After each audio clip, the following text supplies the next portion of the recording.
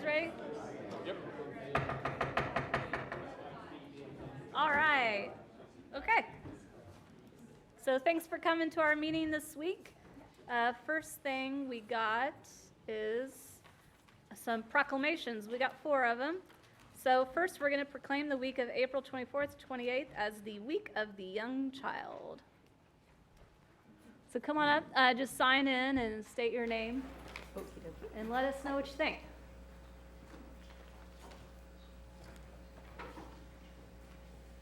It looks like Maisie. Oh my goodness. Okay. Do I speak first, or do you read me the No, proclamation? please, you speak and tell me things, and anyone else that wants Okay. to, and then I'll read the proclamation. Okay, cool. Sometimes I get it backwards. Okay. So I'm Anna Jenny, Director of Douglas County Child Development Association. And the Week of the Young Child is an annual celebration by the National Association for the Education of Young Children to celebrate early learning, young children, and their caregivers. To celebrate, we're joining with Chipotle on 6th Street on April 25th from 5 to 8 p.m. for an eat and learn. So come out for dinner and support your early childhood programming. DCCDA is hosting the annual children's art display downtown. So next week, April 24th through the 28th, you'll be able to walk along Mass Street, maybe even, New Hampshire Street or something, and see the children's art on display. You'll be able to look at the world through a child's eyes. And then on Thursday, April 27th, DCCDA is launching a new name, Positive Bright Start, and its first inaugural beer maze on Mass. You'll be able to sample up to 26 craft beers as you wander through the shops and take and shop and just do stuff like that. Anyway, the proceeds will go to provide services, early education, and resources to the early ed community to support vulnerable and life-affected children and their caregivers. There are approximately 4,000 children under the age of 6 in early education programs. The preschool years are challenging for parents. They have to balance work, family, childcare on a tight budget. Each child deserves an early learning experience that balances safety, social emotional development, and academics so that they can be ready for kindergarten. This is a community effort, but a rewarding one. Every dollar invested in early childhood yields $11 in return. Improve your future and the future of our children by investing in one of the early childhood programs in our community. And now, representing the children of Douglas County, Lucy Needham, daughter of Michelle and Matthew Needham, will accept the mayor's proclamation. All right, Lucy, you ready for this? I don't think Lucy remembers me from when she was a baby. Hi, Lucy. Come up and I'll shake your hand, Lucy. Thank you. I've known your dad since I was in junior high. Just a long time. No, Here you go, Lucy. Here you go. I'll read it online, but you can have that now, okay? Hey, Matt. Hey, how you doing? Good. Yeah, we got somebody else that wants to say something. Uh-oh, someone else. All right. Amy? Just want to say real quick, my name is Amy Gottschammer, and I'm the Executive Director over at Googles of Learning Child Development Center over on Rockledge Road.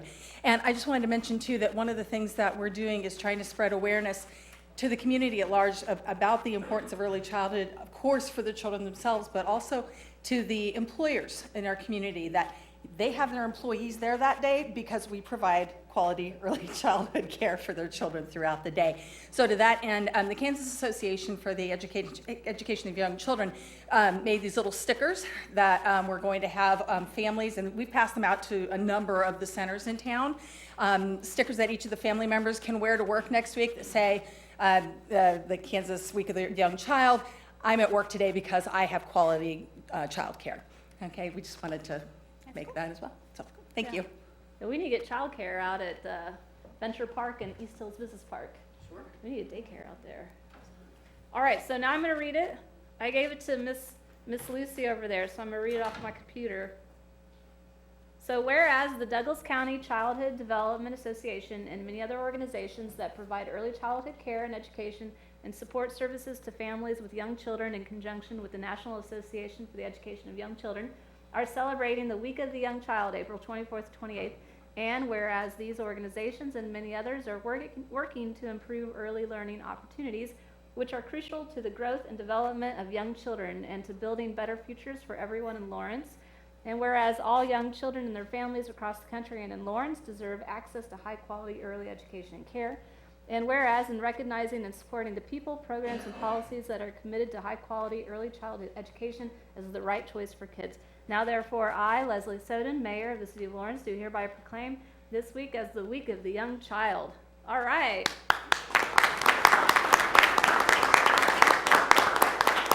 Thank you. Thank you. And I will come to one of those campouts. I'm determined. I was telling Matt. Leslie, if I can add real quick, Please. they talked about the beer maze occurring April 27th from 5 to 8 p.m. and folks drop by Love Garden. I can pour them a beer that night. So there you go. Lots of opportunities. Bye. Bye, Lucy.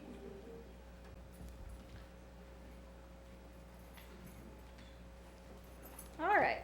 Let me go backwards here. All right, so now we're going to proclaim the week of April 24th to 28th as Tree City, USA, and Friday as Arbor Day. Friday, April 28th.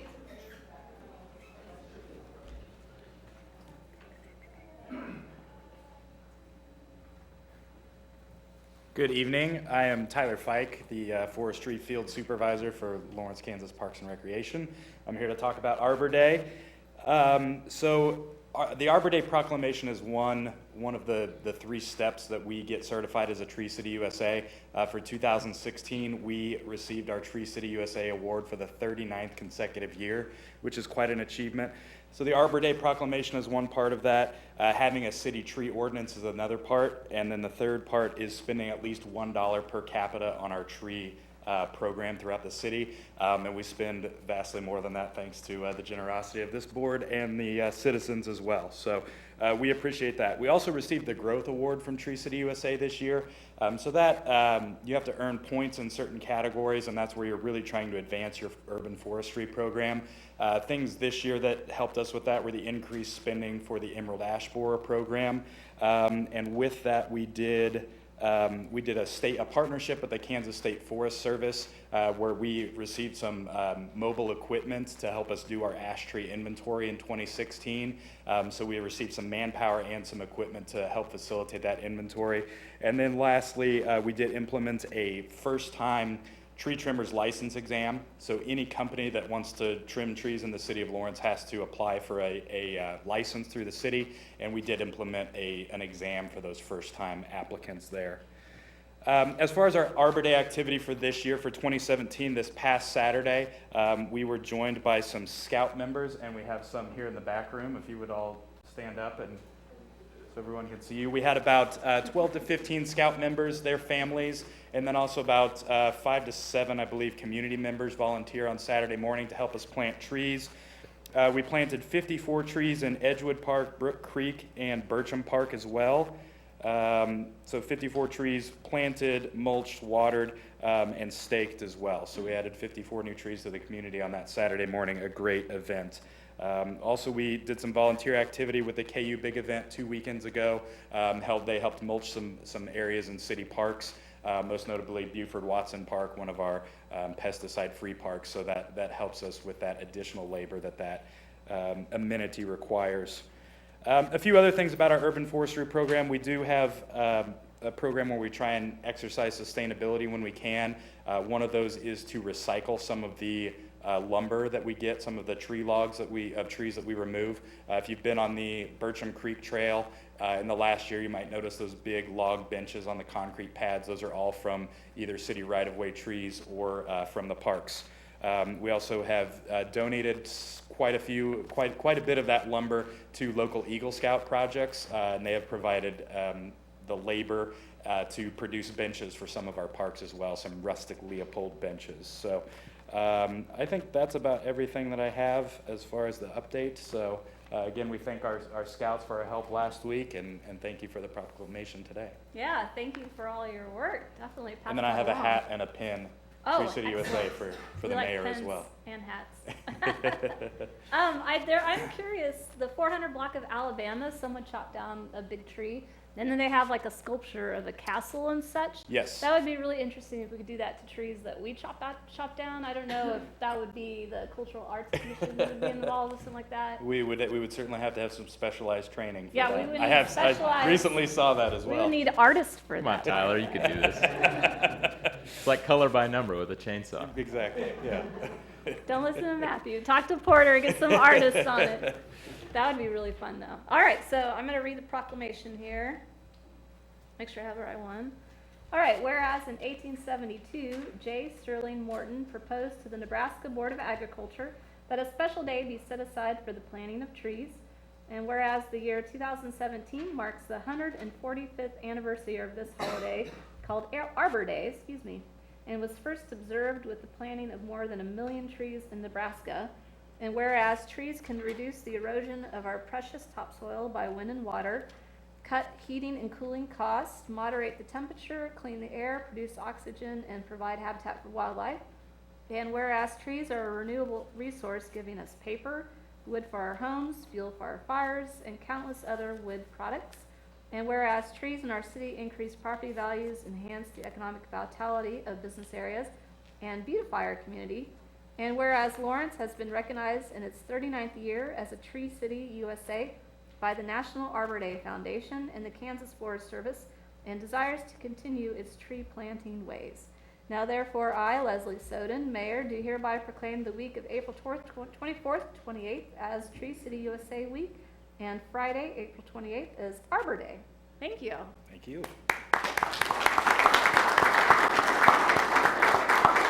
Nice, thank you. Cool pen. I'll stick that in the front.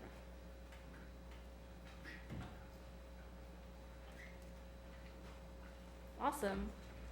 Put that right there. Okay. So on to our third proclamation. Thanks, Tyler. Proclaim the month of April as the 30th anniversary of Paletha, thank you. District Boy Scouts Scouting for Food. All right, someone want to come to the podium? I think I did the French version. Actually, it's probably the correct pronunciation, but we go by Paletha. Paletha. I like that.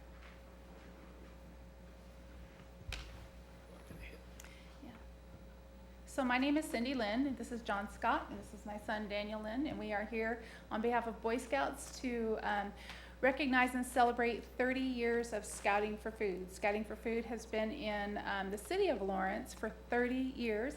This man right here has participated in all 30 years, which is quite a big deal. Let's give him a round of applause.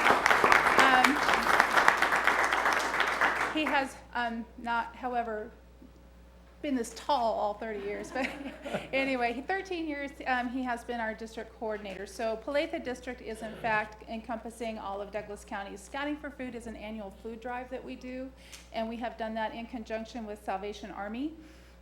It is a very big food drive in which our scouts, our little guys, go out under the supervision of their parents and their leaders, and they go out and put notices out on people's doors or wherever, and encourage them to donate food to help the needy that is in our community.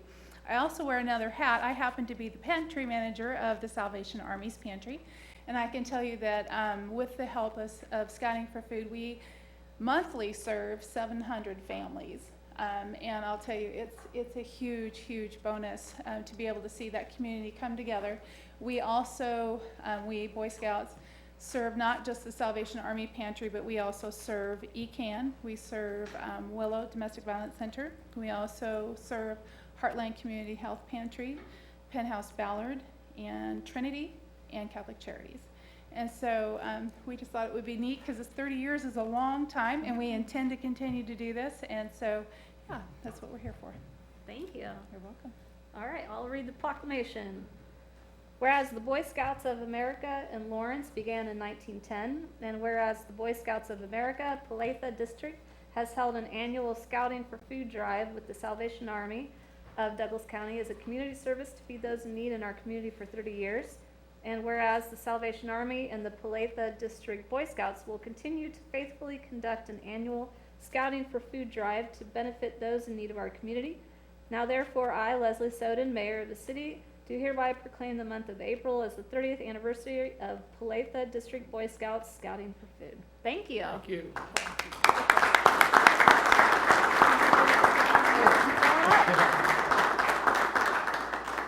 Well, thank you. Thank you for your service. Thank you.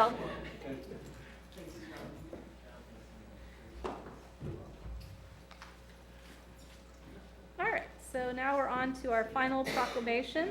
We're going to proclaim the city of Lawrence as a hidden hero city. What you got, Casey? I'm going to stand here and lift this up just because I know That's you one of like my it. favorite parts of the day. Good evening, Mayor, members of the City Commission. I'm Casey Toomey. I'm an Assistant City Manager here for the city. I'm here tonight to talk about Hidden Hero Cities.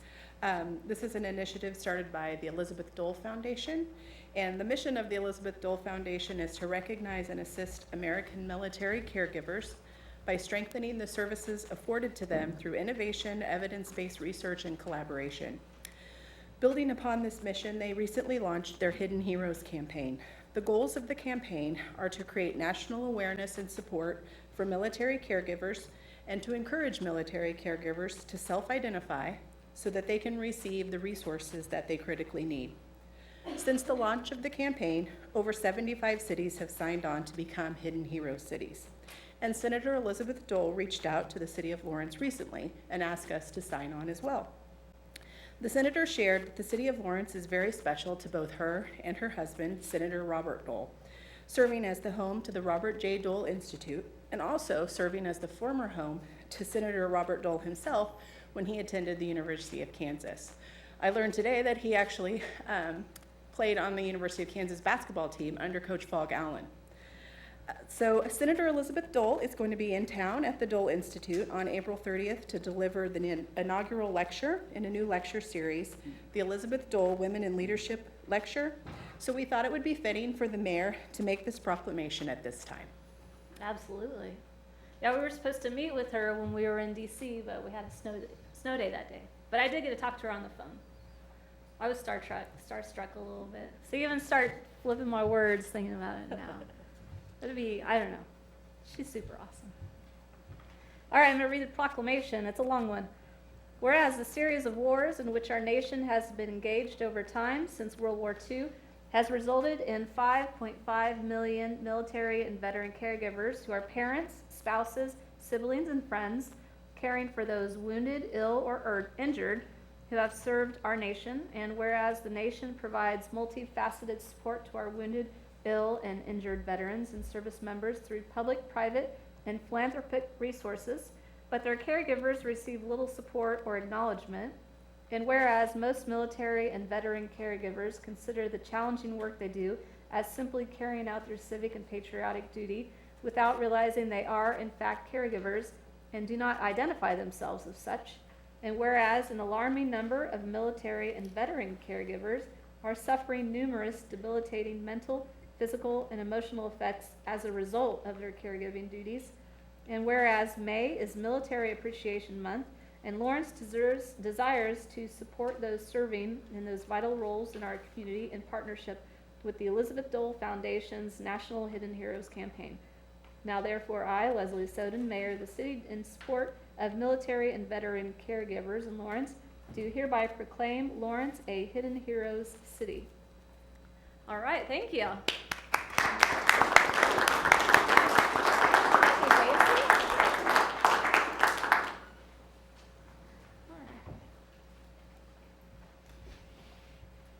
All right, we're going to move on to the consent agenda. We do ask that people silence their cell phones. You don't have to turn them off or anything, but just silence them because it's a little distracting when someone's speaking and the phone goes off. So we appreciate that. Thank you. All right, so the consent agenda. All matters listed below on the consent agenda are considered under one motion and will be enacted by one motion. There will be no separate discussion on those items. If discussion is desired, that item will be removed from the consent agenda and will be considered separately. Do any members of the commission have an item they wish to remove? Does a member of the public have an item they wish to remove?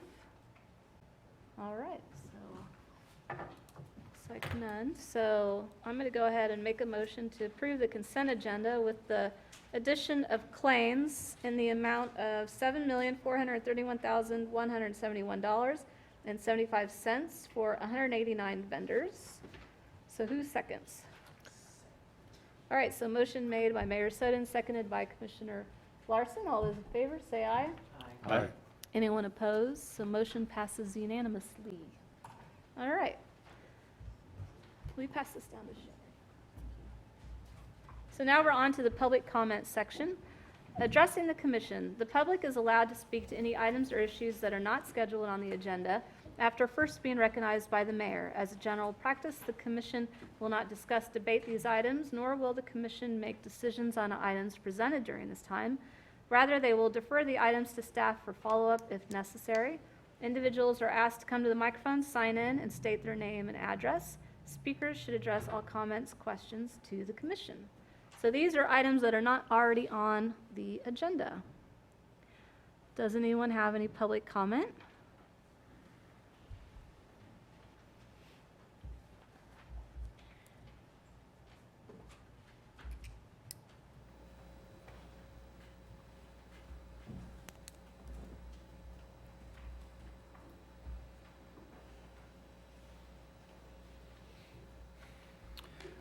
Dan Dannenberg, 2702 University Drive.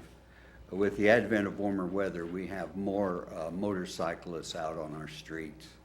And they are loud, they are reckless, and I don't know what ordinances, if any, we have to control the noise, but something I think needs to be done.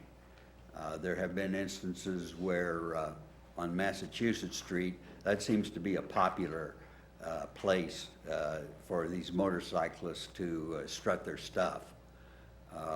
I was in an exercise class upstairs on Massachusetts Street not too long ago, and we were on the east side of the building, and we could hear motorcycles up and down Massachusetts Street quite clearly. And this was supposed to be a class involving yoga and calming. So it's not very calming to attend something like that, and then you have to hear these motorcycles roaring around. I've written a couple of emails to the city commission and to the chief of police, and I also visited the apartment complex office across from where I live, because there's a motorcycle there that is egregiously loud. And I think they've got that person to quiet a little bit. But I think as the summer goes on, that's something we need to pay attention to, because it's not only hard on the hearing to put up with that loud noise, but the way some of these motorcyclists drive is really unconscionable. Thank you, Dan. Does the police ramp up their enforcement of noise during the summer? I would assume I that's. don't think they treat it any differently at any time of the year. Mhm. So. I would think with radios too, because that's an issue with people cruising downtown as well. They crank their music up, so. All right. Any other public comment?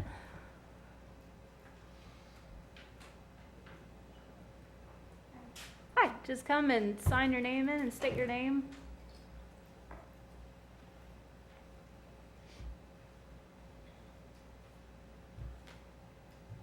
My name's Crystal Prothero.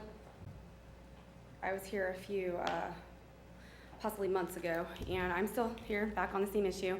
I requested to be put on the agenda, and I keep being ignored. So I'm coming here in front of you and asking in front of everyone if I could please be put on the agenda for the situation of domestic violence. What issue are you wanting the commission to discuss? Accountability. For public figures. Do you guys have the human resource people that are supposed to interview? You might lower the podium. There's Sorry. a, Better? well, it's just you have to Yeah. tiptoe to look over it. Sorry. I'm sorry. It's Sorry okay. about that. You guys have the city has a team that's supposed to investigate when there's discrimination, and they're not doing it. So I want to put it on the agenda item as to why not, and have public comments regarding it, because it's kind of a problem if someone's discriminating them or not. Doing investigation because they're your buddies, that's a huge problem. So there's a specific Yes. incident that you Yes. have Yes, in mind? yes. And the HR advisory board, I guess it is investigating it? Correct. They told me that it was a conflict of interest, so I met specifically with the city attorney and Mr. Marcus, and they told me that in other cases, they've had a third-party neutral person come in, and I asked them why couldn't they do that with my case, and nobody's getting back with me. So I'd like to put that on the agenda, if that's okay, maybe for next week. Oh, so that is for you, an incident involving you? Well, it's just in basic, like, if we're not investigating things, we're not doing our job to be held accountable with the public. If, we're the city, we're paying taxes, that's what pays for everything, and if we have a specific thing that's supposed to investigate when discrimination is allegedly occurring and we're not doing that, then that's a problem for our taxpayers and for our city, because then people aren't being held accountable when they're doing things that are wrong. Well, let me talk to the city manager about it, Great. because if there's a case that comes up against the city, then the city commission wouldn't be able to discuss it to begin with. It's because not we against the can't. city. Yeah. Yeah. Well, let me talk to him about Sure. it, okay? All right. Thank you.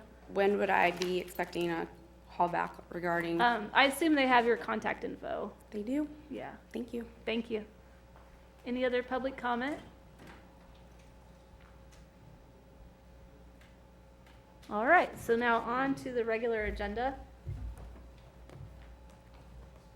Let me make a note here. One moment. 1 second.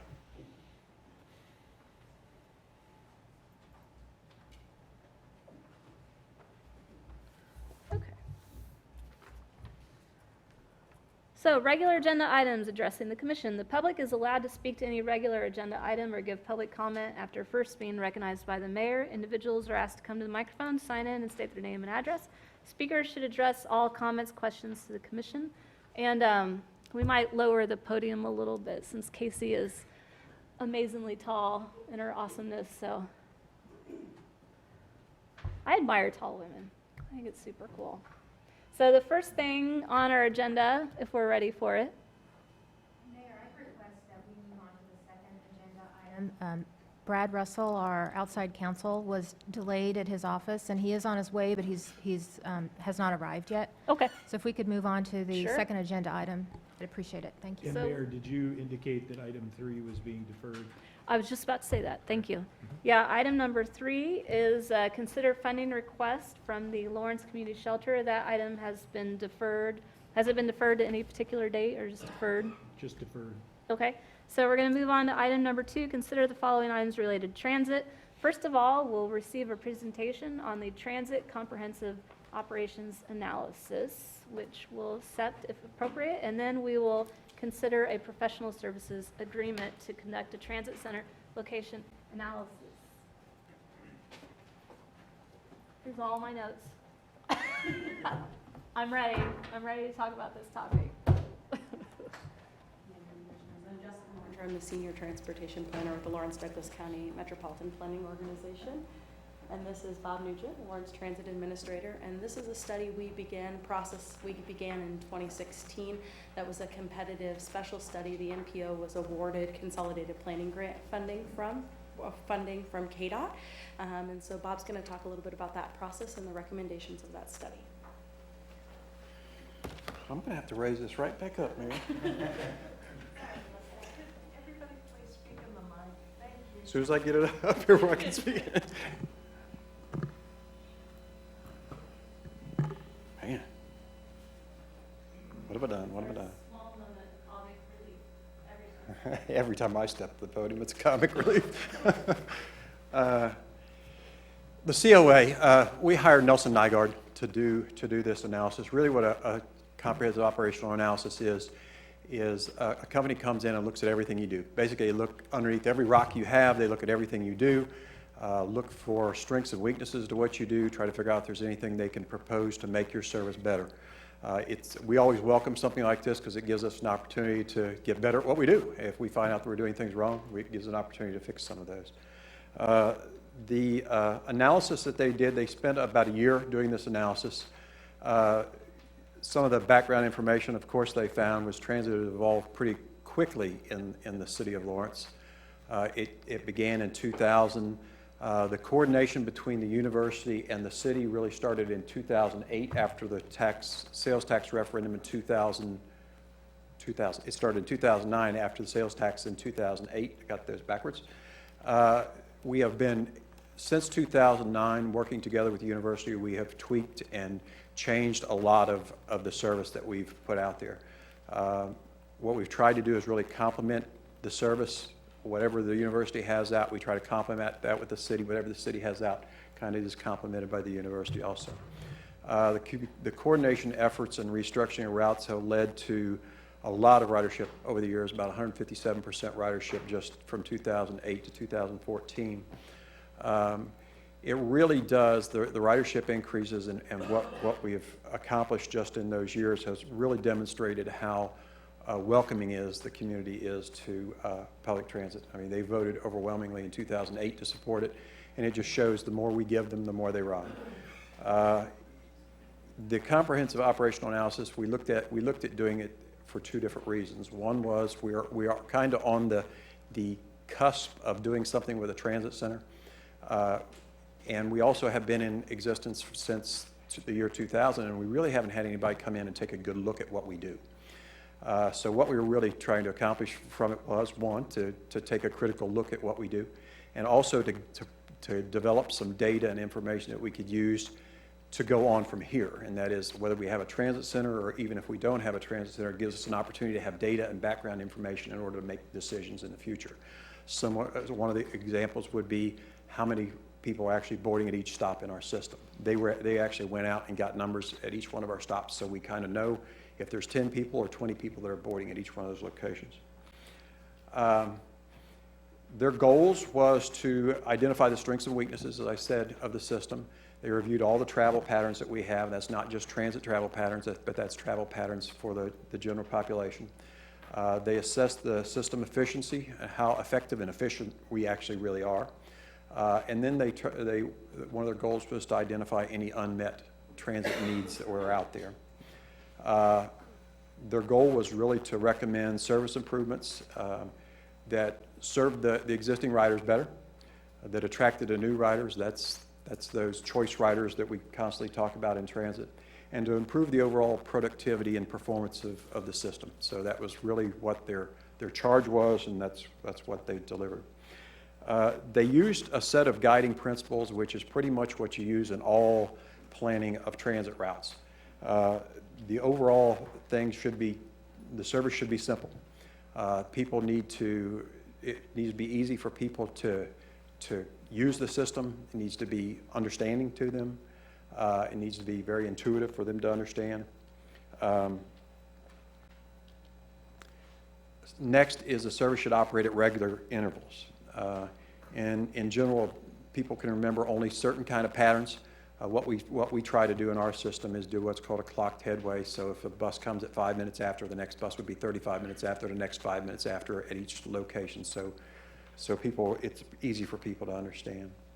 Routes should travel along a direct path. What you try to do in transit is always to have a straight line. Straight line is the best, they say, in Planning 101.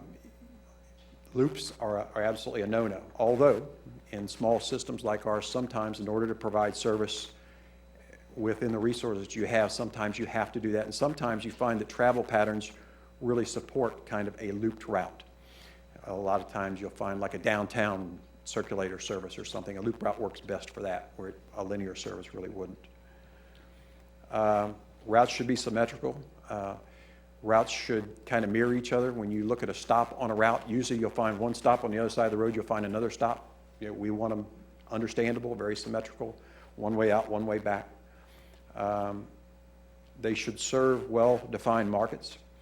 I think you can recognize that most of the corridors we operate in, there's a lot of activity in those corridors. 6th Street, 23rd Street, up and down through Iowa and 31st, they're all fairly defined and fairly active corridors and origins destinations in those areas. And the service should be well coordinated. We not only coordinate from route to route, we also coordinate between the university and us. So we have really made some tremendous headways and that's a pun in the transit industry, headways, but in how we provide service in this community. To kind of give you an example of the guiding principles, regular intervals, as you can see, like on Route 27, under the A column where it says 24th and Crossgate, you can see the times at that location will be at 7 o'clock, 7:20, 7:40, 8 o'clock, and it'll turn right back around and do the same thing again, 8 o'clock, 8:20, 8:40, right back in that same every 20-minute schedule. That's a jointly operated route, Route 27. It operates at 20 minutes because we have a high volume of passengers on that route. Normally, the routes in our system on the city side that we're funding are operating at half-hour or hourly service. We have very few that are operating hourly yet, but we have a lot operating at a half-hour now. So Route 1 is an example of a route that operates every half hour at 25th and Franklin. It would be coming by at 5 minutes after, 35 minutes after, and just continue that pattern all day. So you don't really have to have a schedule in your hand. You don't have to have an app. You just know what time it's going to be at that location. And then on Route 15 operates every hour, so it's going to be 6:33, 7:33, 8:33. It's going to come back at those times, so it's very predictable and regular intervals. So we do a pretty good job of that. Next is routes should operate along a direct path. Route 6 and Route 29 are two good examples of that. Route 6, as you can see, operates from Rock Chalk Park to downtown, and it just operates up and down 6th Street. Very predictable. It's easy for people when they get on a bus to understand what the route is doing. It's always going that way. It's always going back that way. It's easy to understand. It's not where it makes a left-hand turn here and then you're lost in a neighborhood. You don't really know where it is. Route 29 does the same thing, although Route 29 is going from the southwest portion of town to campus, so it gives you pretty much a direct shot into campus. Route 15 is, well, let me put the X mark on there for those two routes. Route 15 is the example of one that is a little bit different than a direct route. We first put Route 15 in. Route 15 was designed to go from downtown to the Peaslee Tech complex out there. But putting that service in, since we knew there was not going to be a lot of ridership at Peaslee, we didn't want to waste service out to Peaslee, so we extended it on out and put more service out into East Hills. But that creates this, well, it's going south for a while, then it goes east for a while, and it gets a little bit confusing about where the route's going. It's harder for people to understand. So for routes like that, of course, we have to say maybe we're not doing as well as we should. Maybe we should do something to realign those routes. Routes should be symmetrical. Route 10 is a good example of a symmetrical route. It runs from 6th and Wakarusa, down Wakarusa, in Bob Billings, and right into downtown. So it's pretty much an east-west route. So for routes like that, we have to say yes, it operates well. But then you have a route like Route 42, which, as I say, a circulator route, does things a little bit different. It's kind of going in a figure eight, if you can understand what's going on in this map, which is not easy if you look at it at first glance. But it operates as a campus shuttle, so it really doesn't operate on that linear kind of symmetrical system. So in that case, a campus shuttle and like Route 3 we have in our system really is not very symmetrical. It does things a little bit different and a little bit confusing to the public. Routes should serve well-defined markets. Well, I think we have to give this a positive mark to start off because we do operate in all those main corridors. We are connecting the downtown to campus to 31st and Iowa. We're connecting 6th and Wakarusa to downtown, downtown to East Hills. We are connecting all those major locations and doing a good job of matching up these origins and destinations. But then, on the other hand, we have routes like Route 1 doesn't have a very good access to groceries. If you see where the route's going, there's no grocery stores on it at all. Limited access in North Lawrence to groceries and retail. Emerging markets, we're providing a little bit of service out to Rock Chalk, but what are we going to do as that market continues to develop? Weak segments, north-south segments out on the west side of town. Route 9, we put that in there really to address some of the issues that the schools were having of getting people to and from schools once the school bus system started to fade away from us. another weak segment also on Route 9 that kind of connects 31st and Iowa to that Rock Chalk area. Yeah.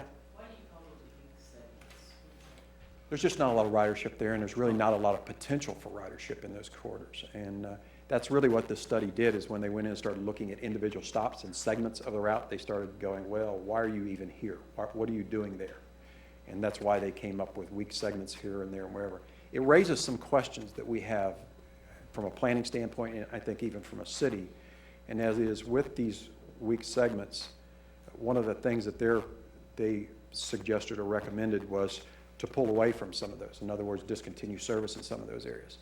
The way we've always provided service in this community, we provide service in two different ways. The university does one thing, the city does another. We provide a coverage service. So we try to provide service, so service is accessible to just about everybody in our community. So you have an equal opportunity to ride if you're in the Southwest as you're up in North Lawrence. Where the university on the other side provides a demand-driven system. They go from high volume areas, apartment complexes, to their destination, which is campus. So that's a different kind of service. That is driven by ridership and ridership alone. You put more service where there's ridership. The city, on the other hand, we're trying to make sure that we have service in the whole community. What one of their recommendations is to start moving away from that coverage kind of service and going more toward the demand service, which is really what you want to do. You want to spend money where the ridership is, why would you continue to spend money in areas where there's no ridership? So, another weak segment on Connecticut. Once again, there's just not a lot of ridership in that area. Places like Haskell, Indian Nations, they have no direct access to downtown. Route 5 is what's called a crosstown route. Crosstown routes usually have lower ridership, and they definitely don't have direct connections to like a downtown. You make those connections at 31st and Iowa or at Haskell and 23rd or other ways. So with all that said, there are places where we can improve. Absolutely. There's places that we can improve and things we can do better. Service should be well coordinated. There is quite a bit of coordination between the routes and how they relate to each other. You know, we always talk about, you've probably heard me talk about hard transfers between routes. The way we operate now is one bus pulls up. Usually the bus that you're getting on, if you're going to transfer to another place in town, is right there.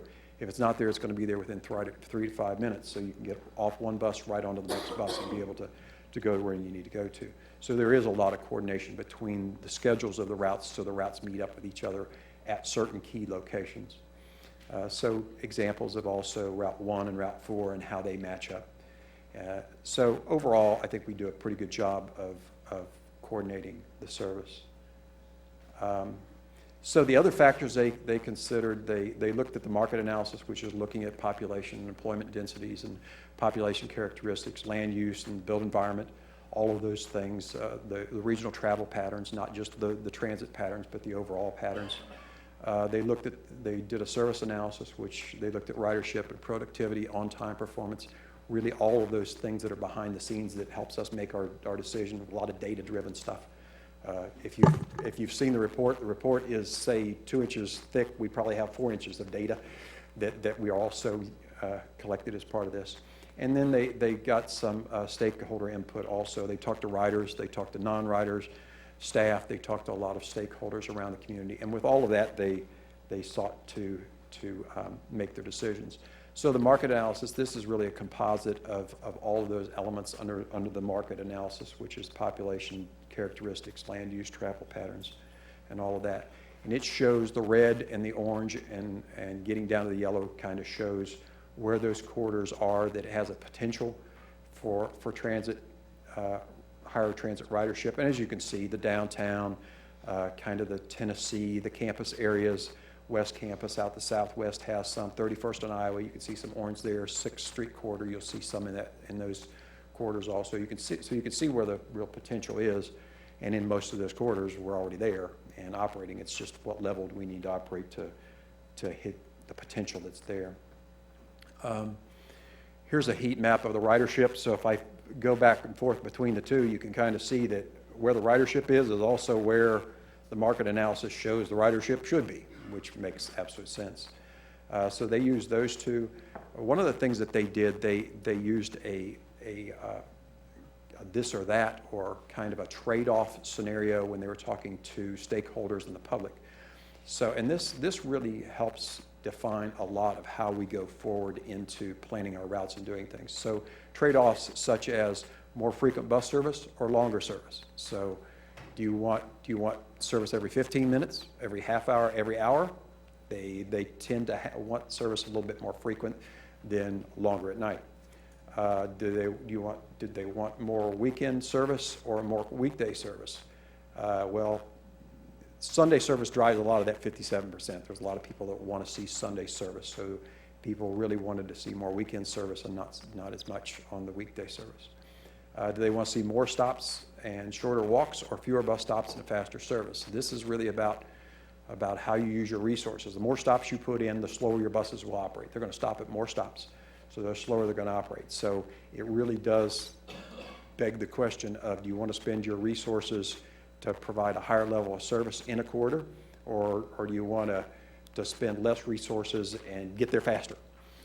They would rather have more stops, is what they were saying. Buses running more often on fewer streets, or buses running on more streets but less often. Once again, they wanted that higher level of service. It keeps coming back and back and back every time we talk to the public about it. And improving the existing service compared to going into new areas. Well, you can see they really want to see the service improved even more. So the public continues, and the stakeholders continue to tell us that they want to see more and more and better out there. Yeah. Oops, I think I went the wrong way there. It would seem to me, and maybe you can explain how I'm reading this wrong, but it would seem to me that point 3 and point 4 seemingly contradict each other. That people said they want more bus stops, but then people said they want fewer street stops so that buses run more often.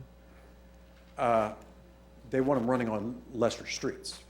So one of them So is wouldn't about how that many stops on necessarily the street, create less streets. less bus stops? Well, it would, yeah, in a roundabout way, or not even a roundabout way, it would. But what they're saying is they would rather have it, instead of having it on all 3 streets, they would want it on 2 of those streets, and they would want more stops on those streets compared to having it on 3 streets and less stops. That's Okay. really what they're saying. Okay. So from this, they use the guiding principles, of course, that we talked about earlier. They incorporated all the findings into stakeholder input, and then they provided to the public 2 different service scenarios. How they provided the scenarios is a little different than how we generally provide our proposed changes to routes. They provided a system-wide approach and just said, we're going to correct the whole system all in one fell swoop. It's either going to be scenario 1 or scenario 2. And then they waited for the public to feed into that. Generally what we do when we make proposals of services, we'll say, here's what the route is. We'll look at a route. We'll say, here's what the route is. Here's what we're proposing to do with it. Make your decision on that route. If that's a route that you use, then make a decision on that route. So it was a little bit confusing, I think, for the public to understand how all those routes played in. Most people understand the route that they ride, but they don't understand how all the routes work together and how all that happens. So they provided two preliminary service design scenarios, and out of that they came out with one recommended scenario. So they took the comments, they took a little bit from scenario 1 and 2 and combined them. In this, as you can see on the left side of the map there, where Route 29, the pink one at the bottom, and then Route 10, there is no Route 9 on Wakarusa on that side. So in their recommendations, they were saying discontinue like Route 9 to that general area. So, and they realigned some routes like Route 7, which normally goes pretty much down Massachusetts and through Louisiana. They had it going clear over to the east side of town in order to get, if you remember that one yellow flag that I showed you on the map about no access to grocery stores, this gave people the ability to get to grocery stores, so it could get them to Checkers and to Dillon's and to Walmart. So I guess I could have presented each one of their route recommendations, but I think we would have been here for another day, and I was here late last week, so I didn't want to do that to you this week. So the service recommendations and what they wanted to accomplish in this was basically a no change in our bottom line. So if you look at the revenue hour impact, the changes that they were proposing had about a 7% increase in the Lawrence cost. The coordinated routes actually went down a little bit, and the university actually went up about 1% on its cost as far as revenue hours. One of the things that they talked about in the report was the impact on the ADA obligations. The ADA, the way ADA, the American with Disabilities Act, the American with Disabilities Act basically says that we have to provide complimentary paratransit service to those that can't physically navigate or mentally navigate our system. So, and we have to provide that within 3/4 of a mile of an existing fixed route. So if you saw our fixed route structure, which was just up on the map, for 3/4 of a mile outside of that, we have to provide complimentary paratransit service for those that can't use the system. That was how they looked at the system when they were here, but they actually misinterpreted how we provide our service. We provide ADA service past that 3/4 mile. So actually, we're providing the service to every place within the city limits. So we're going to the extreme almost to say if you have a disability and cannot use our system and you live within the city limits, we're going to come get you and take you where you need to go. So some of their statements about changing the footprint small was really just a misinterpretation of how we apply the ADA in our community. Long-term recommendations, they recommended looking at subsidizing Uber and Lyft for low-density areas. It is a growing trend in the industry right now, but it's an unknown still. I know they're using it in Austin, I think in Dallas. They're using it in Clearwater and in places in Florida. There's a lot of regulations that we know that we have to wrestle with, FTA, federal regulations, that causes us to kind of flinch a little bit when it comes to providing that kind of service. But it's something that we're definitely open to, and we've already discussed it at almost ad nauseum at times about how we provide either nightline service or other kinds of service like that. Another recommendation was expanding the campus circulator service to include weekends and daytime and evening service. Of course, expanding service to growing areas. They called out Central District, which once that's built out, we're going to have to do something to provide service in that general area. That's a big piece of turf that we need to provide service to. Lawrence Venture Park, of course, we expect that to start happening, and when it happens, we want to be there at a certain level to make sure that people can get to and from what they need to do out there. Overland Drive, as we know, there's apartment complexes and stuff going up out there. There's all kinds of, not speculation, there's all kinds of thought going on about what's going to happen out there. I think we all have our own ideas, and we kind of do too, about how we can serve that area with transit, how best to serve it. It may mean some changing of how we apply our routes, for sure. One of the things, and this is, I'm sure this is Dutch to you, formalized infill service. I'd love to ask you that question about what that means. What it actually means is like on Route 11, we have such volumes on Route 11 that we commit 3 buses to the service. But we have such overloads at time, we run ghost buses or kind of hidden buses that we don't put in the public schedule. So we can move them around to adjust and to address those overloads. What they were saying was to go on and put that in the schedule and put it out to the public. Danny Kaiser's here also, if you have any questions from the university. I'm sorry, I forgot to introduce him. But one of the things that you run into with special university service is ridership is different on a Monday and Wednesday than it is on a Tuesday and Thursday. And Friday, who knows what's going to happen? So if we put the service out and locked it in and say we're going to have an extra bus out there at 7:30, then on a Tuesday, that wouldn't work. The bus wouldn't be at the right place at the right time. So we really like the idea of being able to keep that bus kind of free and clear, that we can put it in situations to address those overloads and get people where they need to go without getting in a little bit of trouble.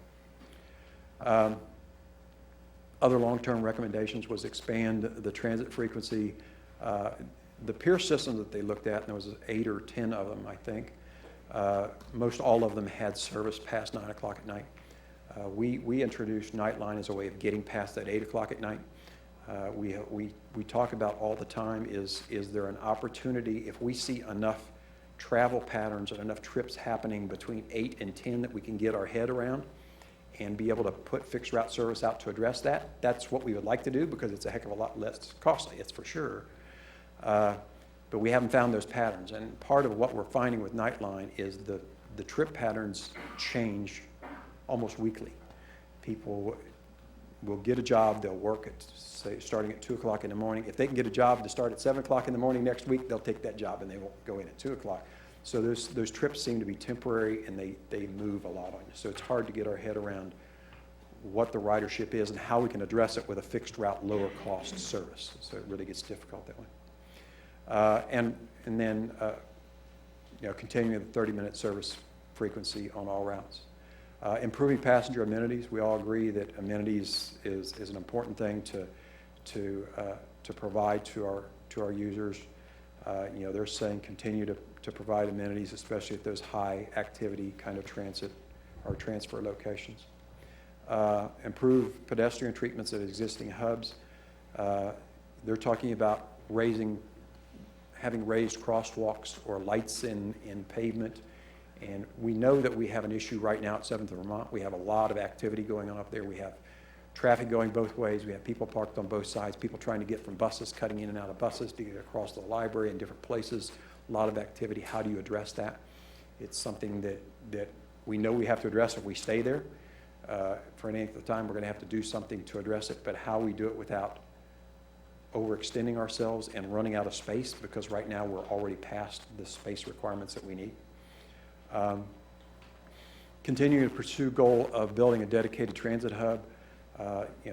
They definitely saw the lack of space that we had at 7th of Vermont, so they agree that we need to look for sufficient space to do that.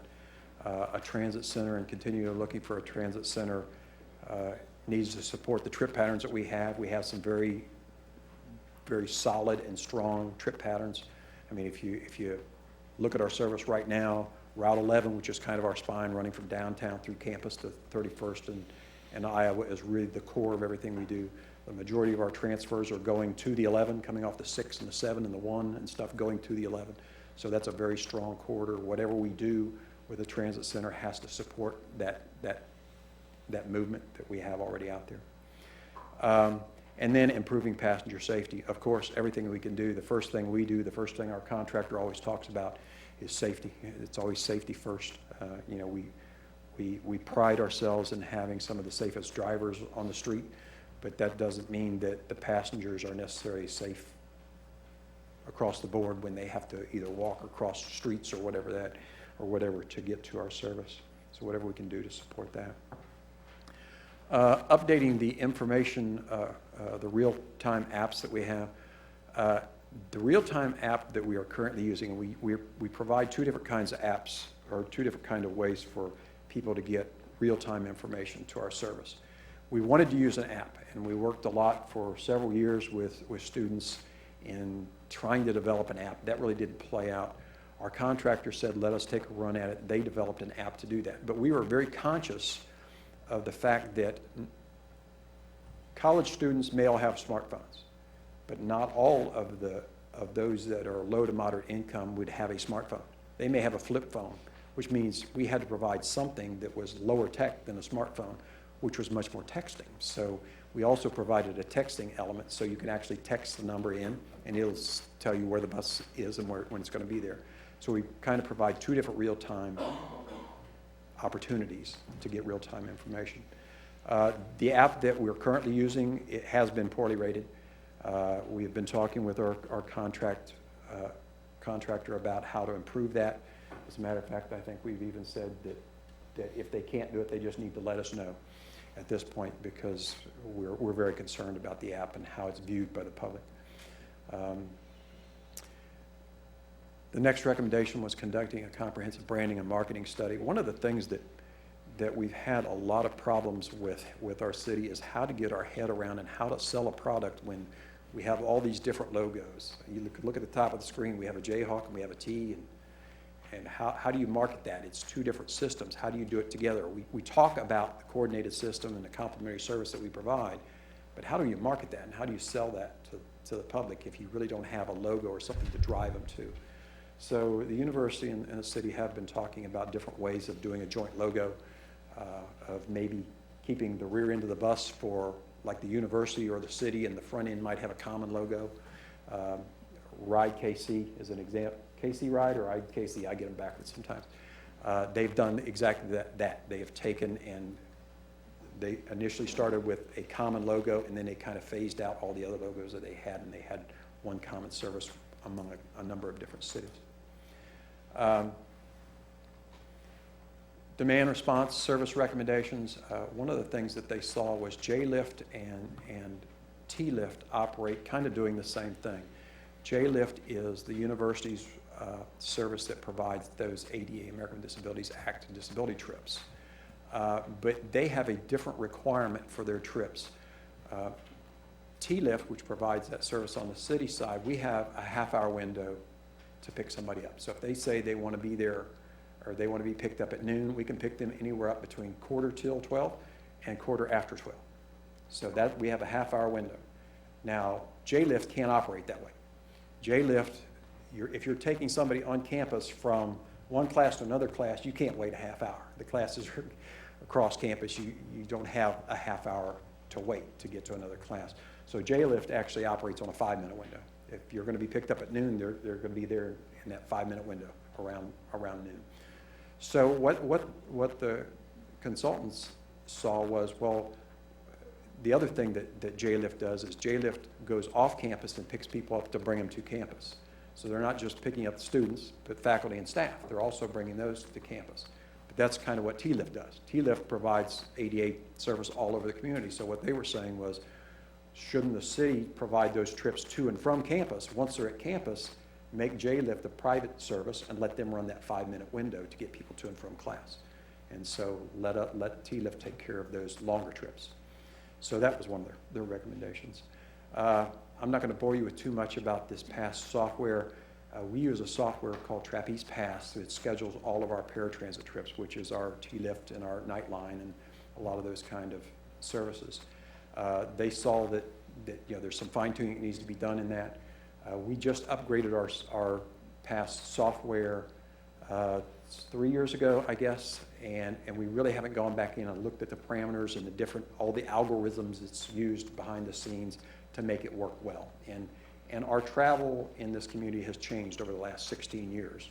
Trip patterns, traffic, all that has changed. So an example would be if you're scheduling a trip, is there a penalty at a certain time of day? At 5 o'clock at night, is there a penalty to operate into the 6th Street corridor with a bus? Yes, there is, because there's a lot of traffic on 6th Street. So what the system would do would say, we'll add another 5 minutes in for that trip in that corridor. What about 2 o'clock in the morning? Is there a penalty for that trip down that corridor? There is none. I mean, the traffic lights are flashing. You can operate in there without even stopping. So it needs to go the other way. Instead of being a penalty, it needs to give you something back. So, but they had several different things with our Trapeze software that they recommended. They did find that we need to clarify our definitions of on-time and late trip, and also address a way of being consistent with how we mark when a bus actually shows up at a location. We have GPS on our buses. We know where the buses are at what time after the fact, but we don't have smart technology on our buses that says we were here and it marks it in a file and we know that bus was there. We have to go back later and find that and pull that out. So they're looking for ways of ensuring that and monitoring that at a little bit higher tech. Reducing Nightline cost, of course. One of the things that you have to understand about Nightline, I was talking about fixed routes. Fixed routes, in order for us to provide service to our whole community, it's kind of an all or nothing scenario when it comes to fixed routes. So if you need to get from 6th and Wakarusa to East Hills, that's 2 routes. But if somebody's coming from the southwest, then all of a sudden you have Route 29. So in order for the system to work, it is a system, it has to work together. So almost everything has to operate at once or nothing. So in reality, if we would run fixed route during these hours, it would be 5 or 6 times the cost to run fixed route at these times than the $32 per trip. So it is cost effective to the few amount of trips that we have out there during those hours, but it's still very costly per trip when you look at those dollars. And they also suggested looking at Uber or Lyft to provide that kind of service. And indeed, that's what they do best, is very low trip kind of environments late at night. Uber and Lyft can't operate on Route 11 where you have 1,000 people a day that are operating. That would be 1,000 cars that would be operating in that same corridor. They don't do a very good job of that. But at night, more or less taxi-style service, that's where they operate really, really the best. One of the things that we've done with our coordination is not just coordinate between the university and the city, that we have really branched out and tried to do a lot more coordination with the other providers in Douglas County. And that is the Senior Resource Center and Independence, Inc., Cottonwood, Burton Nash. All of them have vehicles that were funded by KDOT.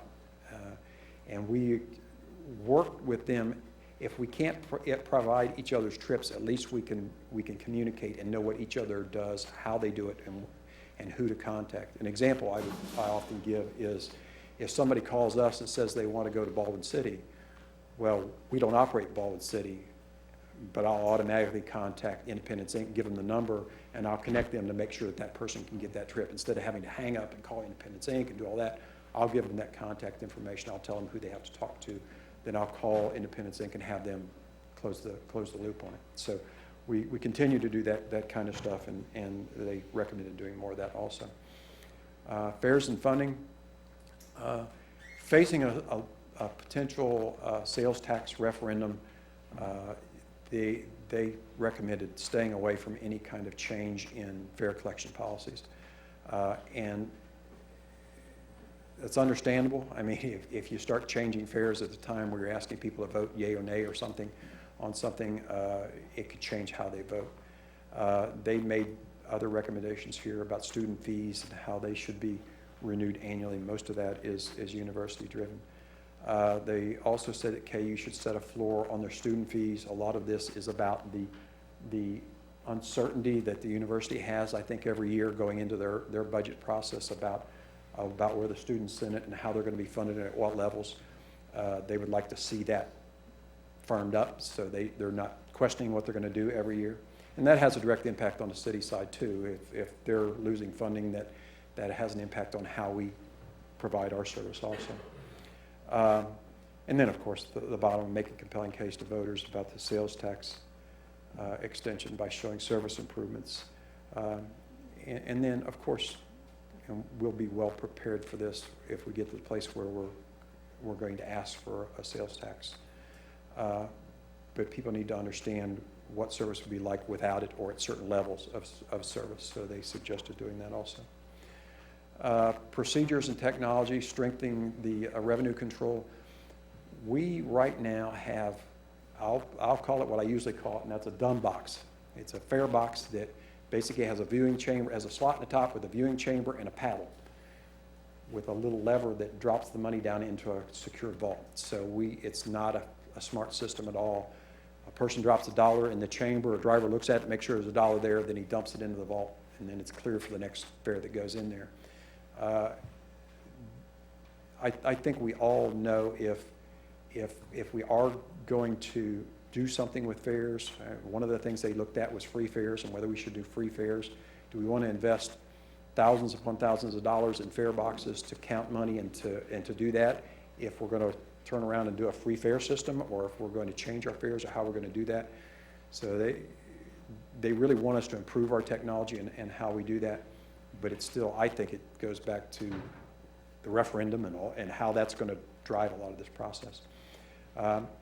They did suggest using smartphones as fare payment option. I know all of us that go to an airport now, we have our boarding passes and stuff on phones. It's very easy to do, but keep in mind what I said earlier about the portion of our ridership that doesn't necessarily have a smartphone. So you can't walk away from all that technology. You still have to provide that for a certain portion of our ridership. And another thing that they looked at, and this goes back to the TLIF eligibility. Now, TLIF, of course, is American Disabilities Act, and everybody that applies for that service has to go through an eligibility process. They have to say that they can't physically or mentally navigate the system. That process and that certification and that eligibility is done by our contractor. And to me, it's kind of like the fox watching the hen house. Is the more people they certify means the more people that could be using their system, the more they could bill for the service, which to me just doesn't doesn't match up. So they suggested doing more of a in-person assessment, having a third party doing the assessment, not so much them. So we were talking about in the next contract how we get away from that and pull away from that and make sure that that isn't happening. Governance, the state of Kansas, and we're talking about regional transportation authorities in this. The state of Kansas currently permits regional transit authorities, and they have them both in Wichita and Topeka. It's a quasi-government, it's a board approved system where, say, if we had an RTA here, we may have county representatives, city representatives, university representatives, all on a board that would direct how the funds and how the service would be operated. They looked at that. Of course, that would take legislative action by the state. Rather than pursuing a full consolidation, which would be an RTA, which would be consolidating everything, we would have one logo, one operating body. They said to firm up the MOUs and all the stuff we have between the university and the city now. We firm them up every year or so. We go in and adjust some of our memorandums of understanding to make sure that everything that we are doing is included in those MOUs, and it's not some gentleman's understanding that what we're going to do. We try to firm those up, but they once again said that we should firm that up even more. So with that, that was their recommendations. Any questions? Danny's here from KU.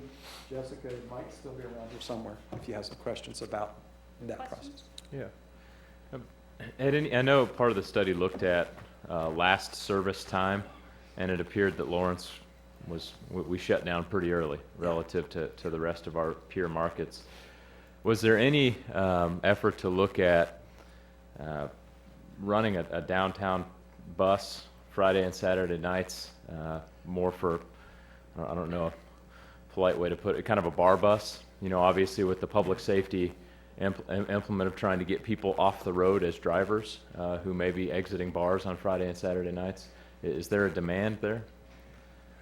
I think there's a demand there, and I think there's a reason to do that kind of service, and not just on nights, but you know, I've had this concept in my head of having a downtown shuttle. I think that's a wonderful thing to offer to the downtown, to our community, to be able to tie. And we just went through a parking study, and I was really surprised that there wasn't a lot of discussion about how do you get people from those parking lots from one side of downtown to the other side of downtown. If you had some kind of shuttle, you could do that. It wouldn't make any difference where you parked. You could get on a shuttle and get there. So I take it one step farther than that, really, and say, shouldn't we have something like that in the downtown? And they didn't look at that. Now, the university does provide, of course, evening service on their safe bus and their safe ride to do some of that during some of those high times. So. Yeah. With the human service providers that you spend obviously a lot of time with in making sure that people have rides, they buying any less equipment, you know? Buses and various things. I know that's something that we've worked with in the past, that, you know, our transportation system was going to try to take over a lot of that. I was just wondering if they were buying less equipment. No, they're not buying less equipment. Knowing the service that's available. Yeah, they're not buying less equipment, but I think it's harder for them to get the equipment now. There's more competition. Years ago, with the federal government took away a lot of the ability to get capital grants to buy vehicles. And that's really strapped a lot of us in the industry. Not so much us. We have a little backlog from that, but it may, in the next 10 years or so, it may get us too. But the rural providers and the smaller providers are the ones that, yeah, they may apply for a vehicle this year, they might not get it, they may have to wait 2 years to get one, then you start getting in that situation. What we've been saying for several years now is, instead of being providers, these entities need to be more of a resource instead of being a provider. And if you are an entity that provides service, most of them are doing other things. Their charge and their lot in life is to do certain things. Whether it's a senior center, they have their certain charge. Is transportation their charge? Or we're already providing a lot of transportation in a community. So would it be better for those entities to say, we'll help you get the transportation service you need or have to have? What can what can transit, what can city transit do to help that? Travel training, all of those things that we can do to help them take some of that pressure off to get vehicles. So I don't know if I answered your question, Yeah. kind of maybe in a roundabout way. The last one. Bob, you brought up the vote, the sales tax extension that's coming up. Will come up once the commission decides when it's going to go out, I guess. The importance of that continuation, we have to assume it's going to continue to be supported, and that transit is a big part of that. It seems to me the importance of that sales tax and the effect it has on our service and our participation could be pretty devastating. Oh, yeah, absolutely. If we didn't have any sales tax at all, Would we have a system, I guess, is where I'm coming from? yeah, we would. But then I could say we would, but then the other funding sources are all questionable also, right? I mean, we have the federal government, we don't know what's going on with that. We're locked in for a couple years anyway, we think we're okay. The state, their budget's as tight as you can get, so that's the other two legs of that three-legged chair is the state funds and the federal funds and the local funds. If we continue to get the federal funds that we get now and get the state funds that we get now, we could put out about $3 million worth of service, $2 to $3 million worth of service, which would be less than half of what we do now. So, and if you look at the high cost of providing ADA trips, it's going to be pretty much just paratransit service at that point. As I look at the report and realize that it seems to me that that is the most important part of this whole deal. Without that piece, it really takes away our service, I think, to the point of what we know today, obviously, from what you just said. But without that, it seems to me that we should be concentrating, all of our energy on making sure that that happens. Because without that, even the next item on the agenda, I think becomes in question as to whether or not to proceed. And I think that we all, understand that and understand the importance. So I, for one, obviously would be somebody that we should be doing that and that only until that happens. Yeah. A lot of the rest of this is just words on paper. So anyway, that's my comment. Sorry. That's all right. I had some questions. I did a 3-page memo with some questions because I did read the analysis very thoroughly. And I just wanted to go through them and see what answers you had. I submitted it, over a week or two ago, so hopefully that gave you guys time. The first one that I was concerned about was in Chapter 2, there were a lot of maps, and it had high schools, but didn't have the middle schools and private schools on there. So I was curious as to if it's possible. I mean, obviously we don't want to redo the analysis, but how do we add those in? They were there. It just wasn't on that overall map. The analysis was done even down to the stop level, so they looked at the stops for the middle schools, the high schools, even the elementaries. They were looking at all that. So it was there. And the It private just wasn't. schools too? Yeah, it just wasn't necessarily shown in an overall map. Yeah, because on the legend, they didn't have them marked on there. Because Corpus Christi, of course, is way out on the end of 15th Street. So that one was completely missing, and that's kind of an issue. All right, well, so all the middle schools and everything have already been into the analysis. That's good. And this one, I guess, was more of a comment or a question perhaps, but having to do with sidewalks. A lot of transit riders obviously are using the sidewalks as well. So I thought perhaps at some of our bus stops, we could use transit funds to help pay for the sidewalk improvements there. And this isn't just, like the crosswalks that we have on Vermont Street, or I should say that we want to add, but just in general, stops around town. Have you looked at that? Yeah, we've always looked at making pedestrian improvements around stops. I mean, we've always been open to that. One of the things I do think that statement in here, or in the report, was not just speaking to sidewalks as much as it was speaking to the inequity there is between kind of roads and transit. And let me see if I can pull out the statement here. Is it the one that I quoted? Yeah, yeah. I can just read it. I got it right here. Well, it's just what I said, most pedestrians are, most transit riders are pedestrians on the other end, so that affects ridership. Yeah, it says nearly all transit riders are also pedestrians at least on one end of their trip. But immediately following that, that was part of the same paragraph. It said the city of Lawrence has also had a good fortune of little traffic congestion, ample and cheap parking. While these characteristics make Lawrence an attractive place to live and work, they make Lawrence's transit goals of attracting more ridership difficult to achieve. Areas with few obstacles or pain points for drivers have a greater challenge attracting transit riders. So really the statement is addressing congestion and constructing new lane miles. It's that balance. And I think I know Commission is wrestling with this already about building roads, building sidewalks, bicycle lanes with roads. So it kind of goes to that same conversation, I think. Well, my question had to do with using transit funds for sidewalks. So are you open to that? We've always been open to improving access to a transit stop, not necessarily building sidewalks in the whole community. That's Sure, yeah. because we really Well, want we to have support the safe transit routes at to this point. schools, so that makes me think of bus stops as well. So I just want to make sure that that's possible, for one thing. Right. It's good to hear we're already doing that. So on page 217, there was a map, and it was discussing young adults, but it seemed that they were looking more at college-age students rather than, the middle school and high school kids. And a lot of the map was grayed out, which it was a lot of West Lawrence, of course, and that really concerned me. So when they were talking about young adults, this went back to, I guess, that the fact that on the maps I was looking at, it didn't show middle schools and private schools.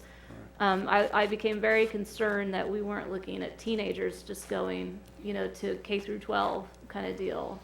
So that was a concern. So why is this grayed out? I guess I should.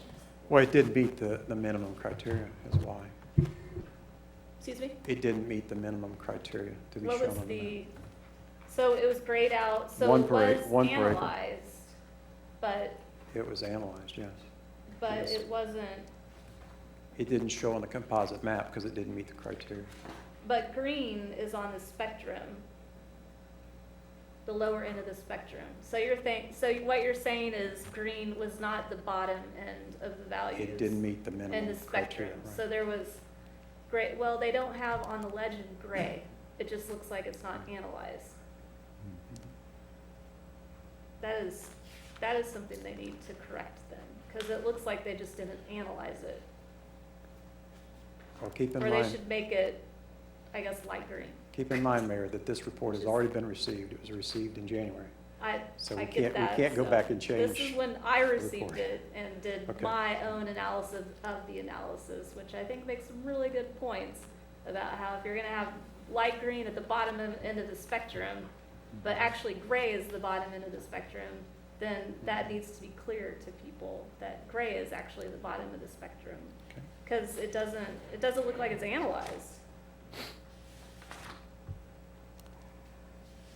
And that's like half of our city looks like it wasn't analyzed. I mean, that is definitely a red flag that was raised to me. All right, so teenagers were included in the analysis then for public schools. Correct. And then also 221, I guess this grayed out business has to do with the same deal here. So we have this kind of transit need business, but it probably a quarter of our city was grayed out, but gray is actually the end of the spectrum on here. They are not helping themselves in their analysis if gray is the bottom end. I mean, I'm still feeling very doubtful that gray is actually analyzed. I think it would be really good if we got some kind of forward document to put in the beginning of this that, hey, when you're looking at the maps, gray does not mean it wasn't analyzed. I think that would be a really good document to receive from them. I'm not sure I'm gonna feel confident until we received that. Are you the contractor? No. Okay. If you want to speak, you should come to the microphone then and say who you are, and I'm a little frustrated right now. Okay.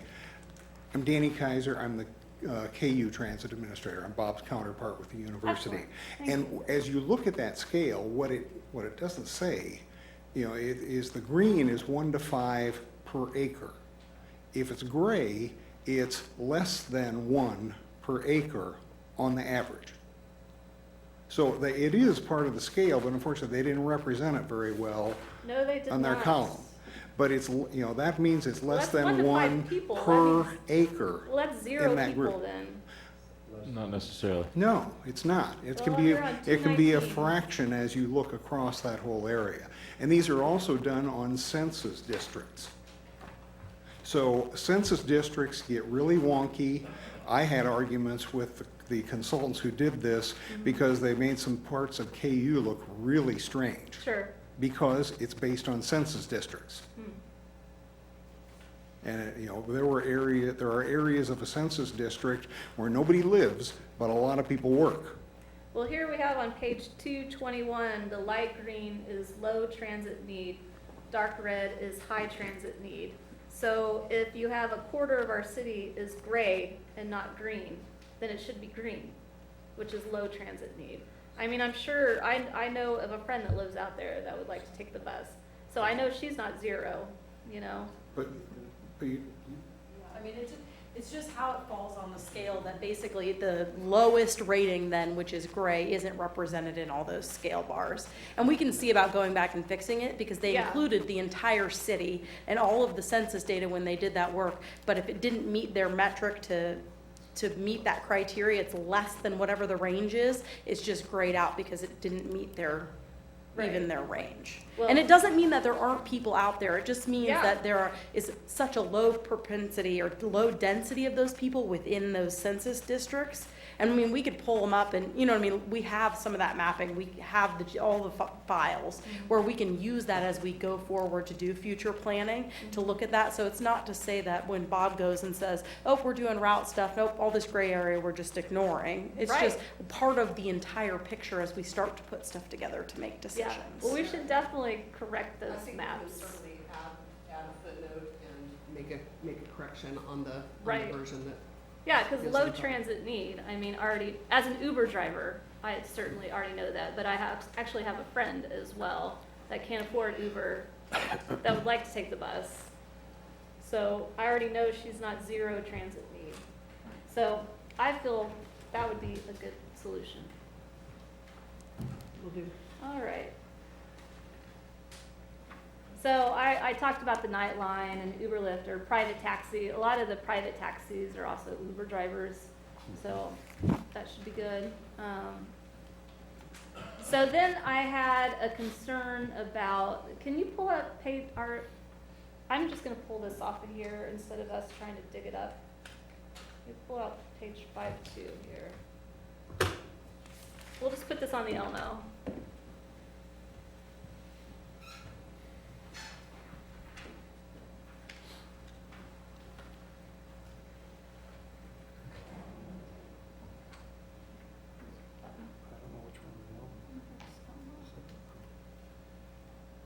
Alright, so I want to make sure this is oriented north-south. Ooh, that's upside down. There we go. So, That's upside down. is it?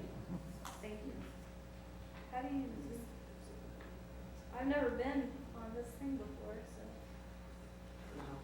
That's good, that's good. Maybe zoom out a little bit. I want to make sure we get the edges. There we go. Perfect. All right, so let me get back to my microphone, Kurt.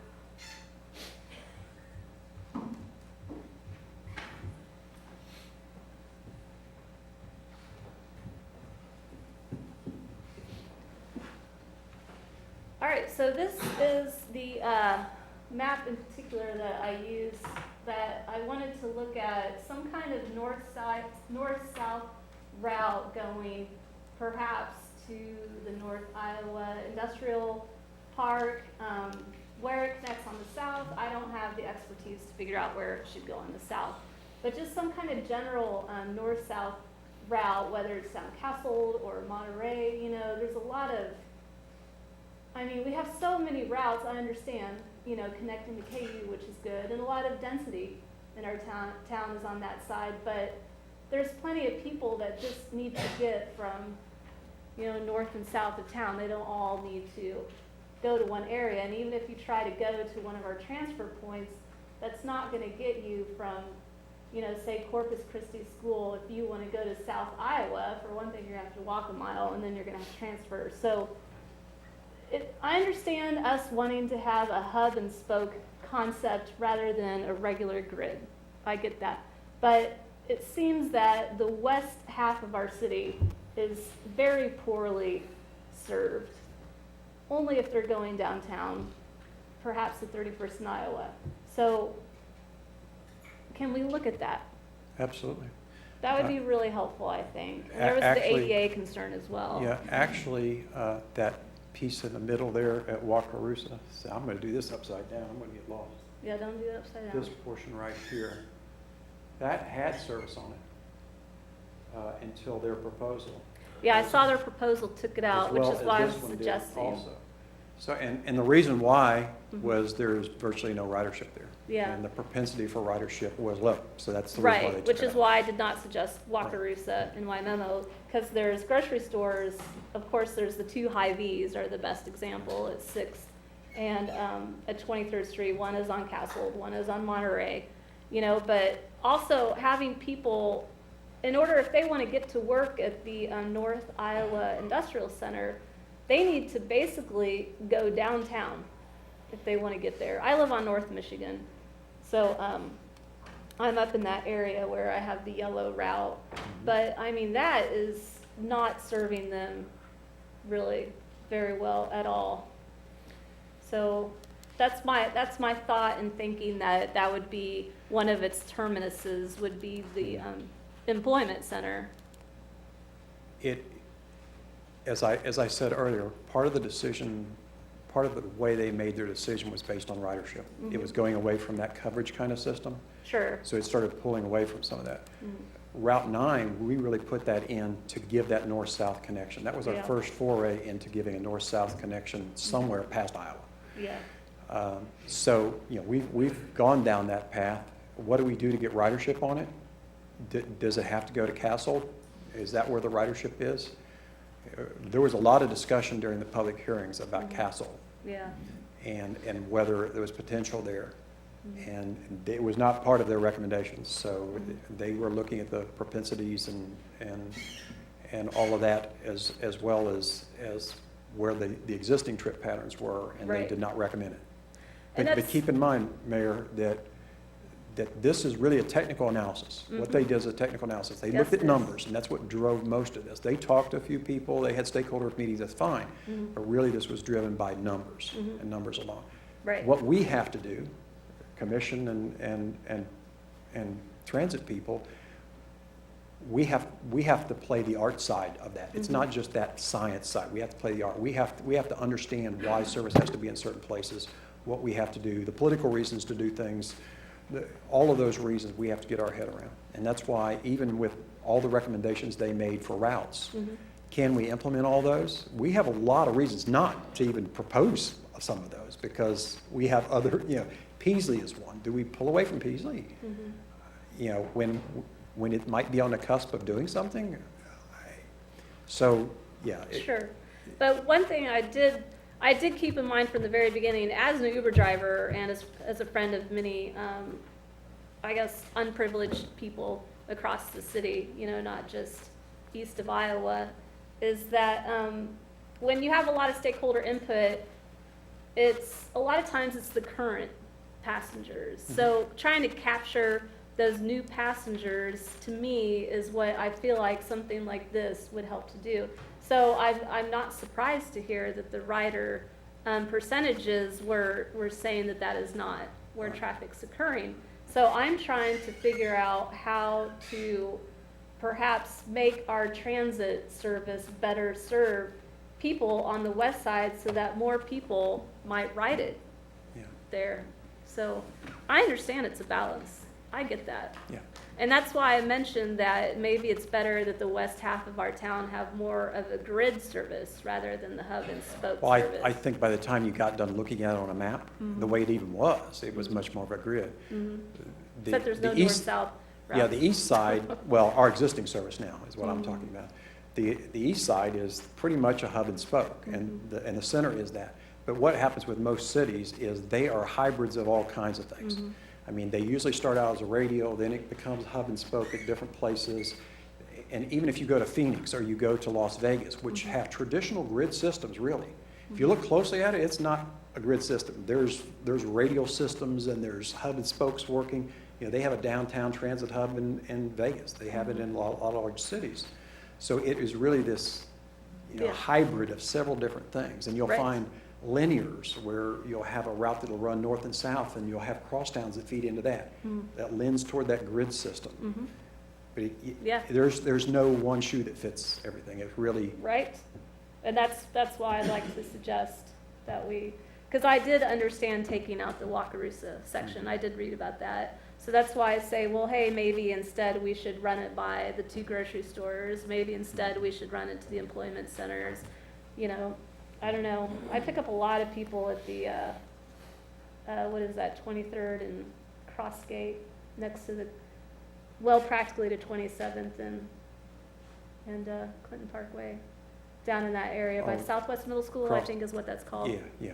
Yeah, I pick up a lot of students even out there, so. Well, that's nice to know, because we're wondering why the safe bus that used to operate out there had so little ridership. Maybe it's all going to Uber now. Maybe that's what it is. But, yeah, so those were my thoughts on that part. I can grab that in a second. So then, let me get my glasses here. And you already talked about the app. Yes. So, yeah, getting that working obviously is important. Then I spoke about the amenities, which of course I feel like I've been talking about amenities for a couple of years, but I do feel like that we should have bus shelters, at the middle schools. Since high schools were already on the map, that's why I didn't include high schools in my memo. I just want everyone to, if they read it and they're like, Leslie left out high schools, that's because it was already on the map. But I do feel like bus shelters should be at middle schools, private schools, grocery stores, the police station, the county jail, courthouses, the shelter next to the jail, employment centers, retail centers, and at multifamily housing bus stops. I did definitely want to suggest those things. And of course, that covers a lot of sidewalk as well. So when I was talking about upgrading our sidewalks with transit funds, that's a lot of places in our city that just should have good sidewalks as well. The two overlap with each other, in my opinion. And then the last point I made, I'm not going to talk about the hub right now because that's our part B on our agenda. So I'll get to that later when we're talking about that in particular. But so the free fare system, I was really glad they reviewed that. That was really good information to have. And especially when they have the line here that 8%, Farebox revenues contributed 8% to transit. I mean, that's a little scary.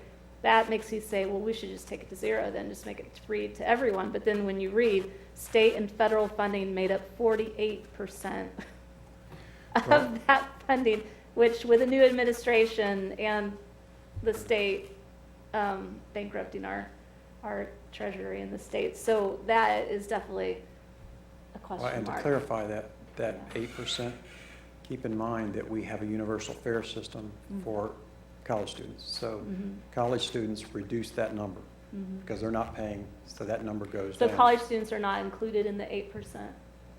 Yeah, they're not. They're not paying, included. so that percentage goes down. Yeah. Well, they pay a fee off of their. They pay a They student don't pay fee. fares, but They pay prepay their fees. fares through the university, but that money does not come to the city. Interesting. I'll have to study up on that one. That's definitely not something we need to get into the weeds on right now. All right, so those were all of my thoughts. Any other questions? So my understanding it correctly that we're moving to a demand system versus a coverage service system? Is that what we're doing? No, that's really what they're recommending, That's what is to they're move it away from it. One of the things that I think we have to do, and I just spoke of kind of the art side of it, they did the science, they're suggesting doing a certain thing, do we want to do that? I think, this body definitely has to weigh in on that decision about is that the direction we go or not? So they can make all the recommendations in the world, but do we want to implement them as a city is the question. Okay, all right, that's all I Yeah, I just wanted to express my gratitude for your doing all this work, and also for your looking at the student bus passes for the K-12. I see that as a very critical part for the future of our transit system, and I'd like you to do everything you can to get the school children on the bus. We need to give them some experience going to school, and if we can help out. I know there have been some issues with folks trying to struggle to afford the bus passes, and so I appreciate what you're doing. Thanks. Thank you, sir. Any other questions for staff? All right, let's do public comment, and this is just on section A, which has to do with this study. The hub will be next in the contract, so this is just about the analysis that we've covered. Is there any public comment on that? Good evening, Mayor and Commissioners. My name is Katie Walsh. I live at 732 Rhode Island. I'll be very brief. I just wanted to talk about Nightline and how much I personally support that. And I understand the consultants talked about maybe reducing that. Part of why it's so important is because it serves a lot of people who work factory jobs. And sometimes you get 50 cents or $1 more per hour if you're willing to work the night shift. These are low-income people, and you know the drill. You've gotten the studies from Justice Matters that if you're low income, your life is more chaotic. You might have a crapped out vehicle. This is a lifesaver. Three times late to some of these factory jobs and you're out. I just feel like this is such a great service, and I was so happy when I found out our city provided it. So I support Nightline. Thank you. Any other public comment?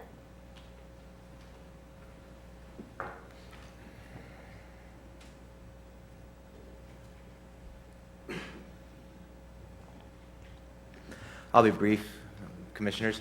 I wanted to mirror Commissioner Bowley's sentiment about our youth being encouraged to learn how to use the public transit system. This will also give us long-term ridership. Hopefully we can continue these lower fare costs and expand it, as I saw it was part of the plan to possibly add semester tickets to our youth to be able to use the system. I'm not a big fan of the Wakarusa portion being cut out when you have a lot of apartments on the south end of town being built, and that's still in the Free State area. So if the north of our city bus system our school bus system isn't adequate, and these students have access to a semester pass, but we don't have a bus system directly feeding into that area, and I used to live on the southwest end of town, there's a lot of students down there, so it doesn't make a lot of sense to cut that. But again, this is the beauty of us a growing city and the hardships that come with it and expanding services with money and whatnot. So I recognize you all have a very hard task on your hands. Thank you. Any other public comment?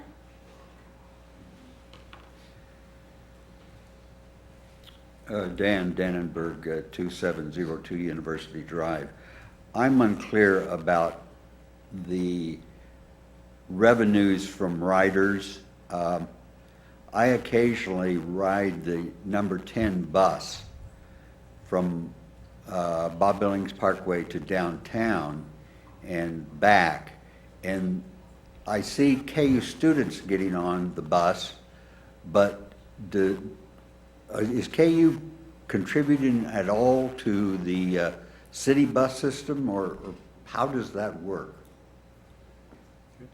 Thank you, Dan. Any other public comment? maybe we should discuss more KU funding. Go ahead and come on up and let us know how that student fee funds operations. KU students pay, excuse me, a significant fee to operate the KU on Wheels program along with the Safe Ride and Safe Bus programs. There is no transfer of money from KU student fees to the city for operation of the TE system. This was probably our very first agreement that was brought about between the university and the city as we began our coordination efforts many years ago. Quite frankly, the concern at the time was we needing to find a way to get more people on the city buses. There were too many empty seats. The city came essentially to the university and said, what if we agreed to honor each other's fare media? Which which really means that if anybody has a city bus pass, KU on Wheels will accept it. And if anybody has a KU card, which is essentially the fare media of all KU students, faculty, and staff, that will be accepted on a City of Lawrence bus. All of the fares, no matter who drops them in the box at any time, on any bus in the city, including a KU on Wheels bus, that money goes to the city. And that's how our fare agreement works. Any questions about that? Bob, maybe do you want to add about how it is that the state funding comes to us and the ridership that KU generates? Well, there's a couple different things. One, the combined fare box returned for the university and the city combined is about 34%. So the university gets a lot of money that's prepaid in fares that goes into their portion of the service. Yeah, the state funds, we get about $500,000 more a year because the city and the university, we report our ridership. We get state funds. Let me go back to this. We get state funds based on ridership, city population, and revenue miles. So since we report all the universities' ridership and revenue miles along with the cities, we get about $500,000 more a year. So we get about $1 million a year from the state. Sometimes you may see some things come through that's being bought. Really, it's the university's half of that because we have an agreement to share in those funds. So that's kind of how the funds come in. It gets us more dollars into the community by doing that. And as Danny said, everything that goes into a fare box, whether it's a university bus or a city bus, comes to us. So I was a little wrong earlier by saying none of those fares, they do. If it goes into a university bus, if it's a regular paying person that gets on a university bus, they pay, we get those fares. So. Yeah, the analysis mentioned if we went to free fares, it would increase ridership and perhaps we would get more state money, but I guess I'm just not feeling optimistic about that. That's a bad place to put your bets right now. Right. Well, and maybe I should speak to that a little bit so the public understands it. Is a free fare system, what that ends up doing is it puts a tremendous demand on buying more buses and running more service because if there's no barrier at the door, more people ride, and then you get complaints all the time because the buses are too full and there's not enough buses running. You end up having to put more and more service out on the street. So it may get you some additional state funds. It wouldn't necessarily get us any more federal dollars, but it might get us some more state funds in the process. Any other questions from you guys? Any other public comment? Just one last call for public comment. Okay. I do have one more question. Yeah, please, Bob. go ahead. Bob, last question. The long-term recommendations, by receiving the report tonight, do we give direction to staff at that point to implement these recommendations, or will they come back as a series of things and we'll make separate decisions on those? We'll go through our process. So normally what we do, we start at the end of the year and we start evaluating what we're thinking about proposing for the next year. Then we go through a public process. So no matter, there was some confusion Commissioner, when the consultants were out asking these questions. They thought Bob Nugent was standing up there. It wasn't, it was Boris. It was the consultants who were standing up there. So they thought that these changes were going to happen, that Route 9 was going to go away. And no, these were recommendations they were making to us as a city. And it's incumbent on us at that point to decide which of those that we decide to move on. And then it will go through our public process, which is a 3-4 month process that we go through. So it'll be well vetted before we make any of those changes. Thank you. One thing I did want to ask Tom and Diane about, you know, with our strategic priorities, you created the facilities maintenance division, and I think you did a fiber division. I'm kind of wondering if we need a sidewalk one, because if we have funds coming from Parks and Rec doing, you know, trails and sidewalks, we have Public Works doing it, we have transit doing it. It seems like we need better collaboration on all of those different departments somehow. So what are you asking about sidewalks? I guess I'm asking what you think. Is it a good idea to have a special sidewalk division within City Hall that's cross-departmental?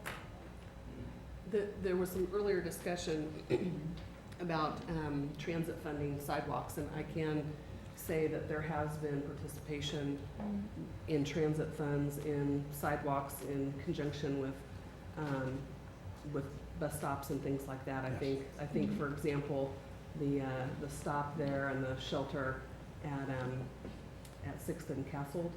6th and Castle, As an example. Crestline and Bob Billings. Yeah, we've Yeah, done what we can. which is great. That's great. Yeah. But I'm just saying, you know, we have so many departments working on sidewalks. Would it be helpful? We bring those different departments into the discussions as those discussions occur. Oh, in that's good terms to of hear. Yeah, Good. that's occurring already. Excellent. Perfect. Because that's 3 departments now. Are there more departments working on sidewalks, or is 3's Well, quite you a have bit? police and you have fire and public works and, yeah, so there's lots of different departments that are working on those things. On sidewalks? Yeah, Oh, on my goodness. those issues. Yeah. Oh, my. Utilities, coordinating Oh, yeah, improvements. utilities. Okay, good. All right, so any other comments or questions? Okay, so our action for item A is to accept this study. Would anyone like to move that Move we to accept receive. it? Second. All right, motion made by Commissioner Herbert, seconded by Commissioner Larson to accept the study. All those in favor say aye. Aye. Anyone opposed? So motion passes unanimously. So now we're on Part B. Consider authorizing the city manager to execute a professional services agreement with a firm to conduct a transit center location analysis. All right, we issued an RFP. We had only one firm that issued a proposal for the transit center location analysis study. Their scope or how they really planned on addressing the issue. Now, if you think back, or maybe I could remind you of the last process was really a technical process. It went through and looked at certain criteria. It was all driven technical. It really wasn't a public process. We were going to take it more public, but we ended up choosing a location and we started going down that path before we really got into the public process. These consultants, which is Trans Systems, they have done a lot of work. Nashville, the downtown Metro Center, if anybody's been in Nashville, Music City Central. I came here from the Nashville area, and I was involved in some of that planning. Trans Systems did an extremely good job of that. It's a beautiful facility that they have there. The Lot 90 proposal that we made for Tiger, we really kind of modeled that proposal on Kent, Ohio's multimodal facility. Trans Systems also did that proposal for their Tiger, so they have a lot of background in transit centers. So they bring a wealth of knowledge from across the nation in transit centers. Their approach was a little bit different. The RFP, when we put it out, was really gave proposers an opportunity to develop something that they felt comfortable with as far as public input and how they really wanted to put it together. We don't know how to do a transit center location analysis. We're asking for professionals to come in and do it. So what they proposed was a series of 8 tasks. Of course, the first task was doing data collection. Along with that data collection was to look at the old study, was to look at the COA and use all that data and information that we had from the COA, to look at the Tiger application that we had and use any of that information that we had to help us in the process. The second task is the big change, and that is public and stakeholder engagement. They, in their bullet points that I pulled out, they wanted to employ a timely public outreach and engagement approach that incorporates innovative technologies and face-to-face engagement strategies. They wanted to engage, of course, City Commission, the MPO, KU on Wheels, KU Facilities Planning and Development, KU Endowment, PTAC, Public Transit Advisory Committee, and other stakeholders as identified. So they wanted to involve them on the front end before they even started looking at the technical side of it. They wanted to involve the stakeholders and that kind of input on the front end of it, which is, I think, where we lacked the last time. They wanted to have stakeholder meetings that focused on collecting input and criteria that will help determine the location and the characteristics of the transit center. They wanted to develop an understanding of the community and the various stakeholders as a whole part of that engagement process. They wanted to meet and present the final transit center analysis results. So pretty much they want to collect as much information and they want to confirm that back to stakeholders and stuff, that's the direction they want to go. And they want to aid in the consent of the building process. So whatever they can do with one-on-one meetings with neighborhood leaders and elected officials and stuff to help understand what we're trying to accomplish or what's trying to be accomplished with the transit center. Their next task was site goals and characteristics. So that was part of that public and stakeholder engagement.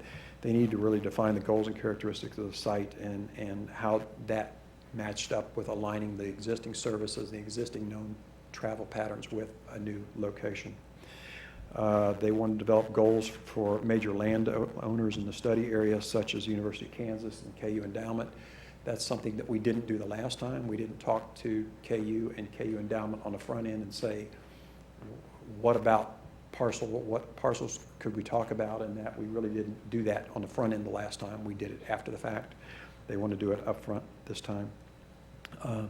They want to also understand the densities and preferences and the desires for any kind of public-private partnership. Now, whether that's a bad thing to say, a public-private partnership, we're kind of in a partnership all the time with the university, but how do we accomplish what we want to accomplish from a city's perspective as far as a transit center?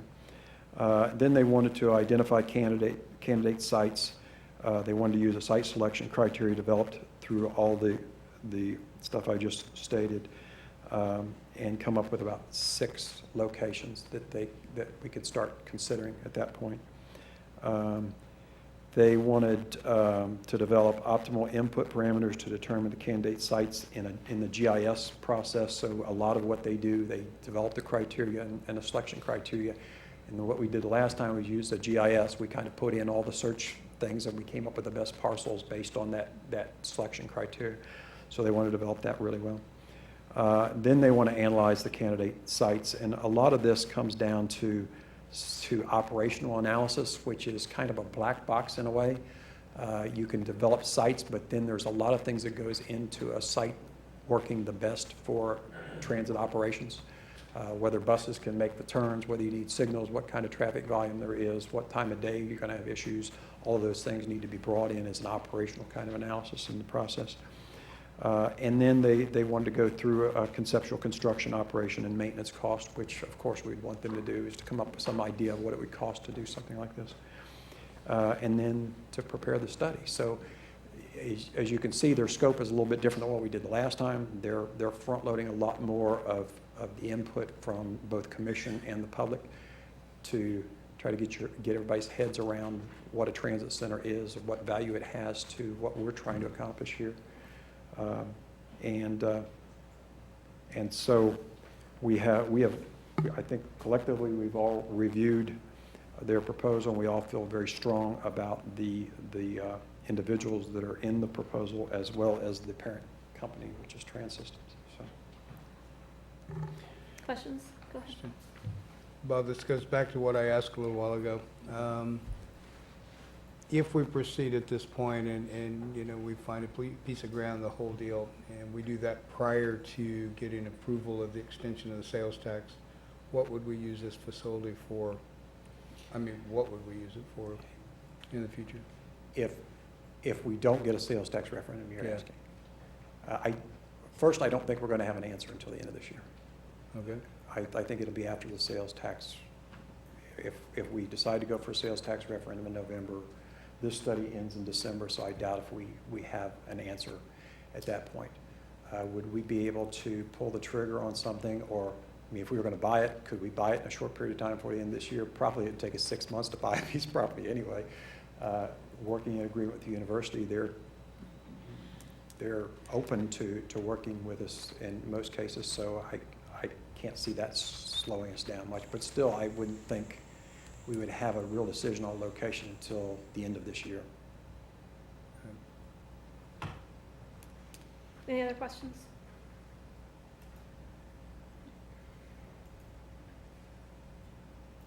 Nothing? All right. Let's have public comment. Any public comment on this item? All right, so back to the commission. So what's the commission's thoughts here?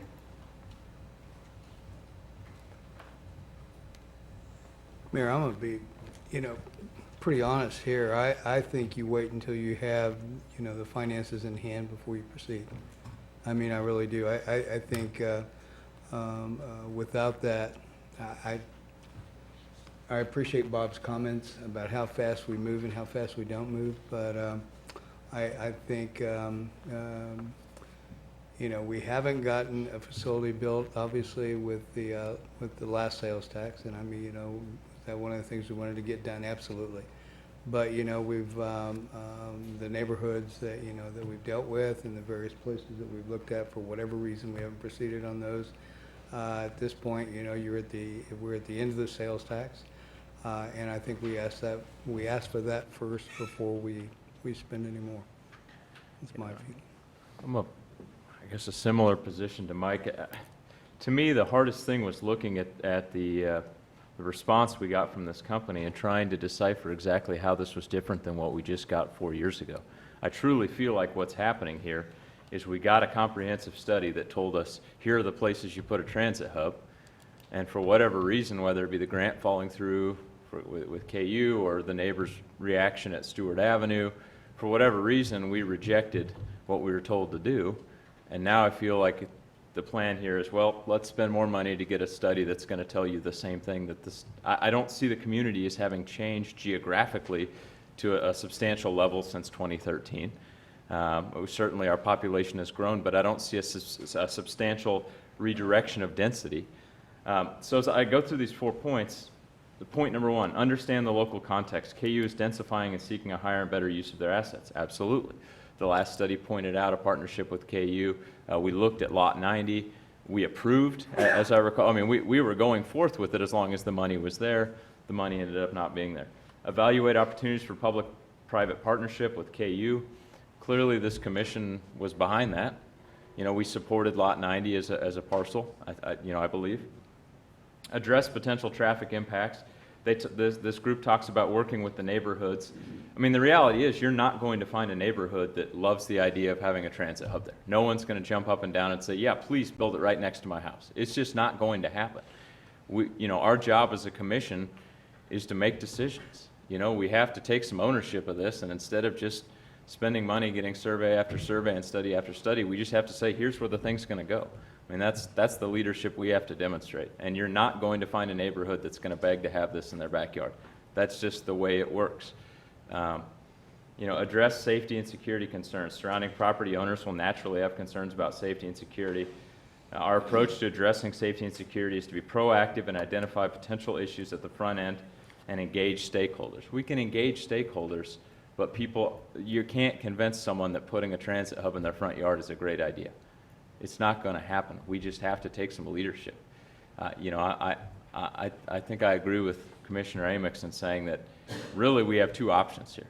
We as a commission need to take leadership and identify a parcel where it's going to go, and we do this thing now, or we wait until 2018 and find out if we have the funding to do it at all. I don't see a whole lot of point other than spending $10,000 more for a second study that I promise you is going to say the same thing as the first study 4 years ago. Any other comments? I guess I don't share Commissioner Herbert's certainty that the study would just mirror what happened in the last time. One of the things that we learned with the Tiger grant was that there's a possibility for a multimodal facility, and in the staff memo, when they talk about downtown, it reads, alternatives such as a multimodal facility in an existing parking lot have some merit and are worth further consideration. I think there are some things that we're thinking about now that we really weren't thinking about that much when this previous study was done. We also have the benefit of this new information that we just received this evening. I think Commissioner Amix's point about we haven't done it yet, let's get this sales tax renewed and then make the decision, has some merit. But my question there is, we're talking about a $40,000 grant from the MPO or through the MPO. Would that money be available for a study like this if we delay? I can understand your concerns, but I feel like we should go ahead and, with the information that we have now, that we've learned and received this evening, with the experience that we gained from the failures of the past, I think if we look at it again, we might come up with a solution. And I think we need a solution for this. I don't think our transit system is going to go away. I think we need to make a good decision. And having good information and good advice and actually engaging the community in the process, as Bob pointed out, wasn't really that focused until we had an answer last time. So I'm willing to go ahead and do it, but I understand why you're reluctant. Yeah, I agree with Commissioner Amix about the sales tax. That's a very worrisome aspect of it as to whether or not we're going to actually get the sales tax again. I mean, how many places in Lawrence can you actually put a hub that big? I guess I'm reluctant just by the fact that, everybody said it. We've looked at several places. I mean, how many physical places do we have in Lawrence that will fit a hub? And can we just move forward, pick one place and work with that, or do we need to have this study to do that? So I'm concerned about moving forward for that reason at this time. Although I do want to know on the MPO money, is that something that has to be spent on a study such as this? Jessica? So the $40,000 that was identified for this study as part of our Unified Planning Work Program that funds all of the consolidated planning grant funding we get from KDOT, all of the money at the end of this year has to be spent, otherwise KDOT claws back 80% of our unspent grant funds.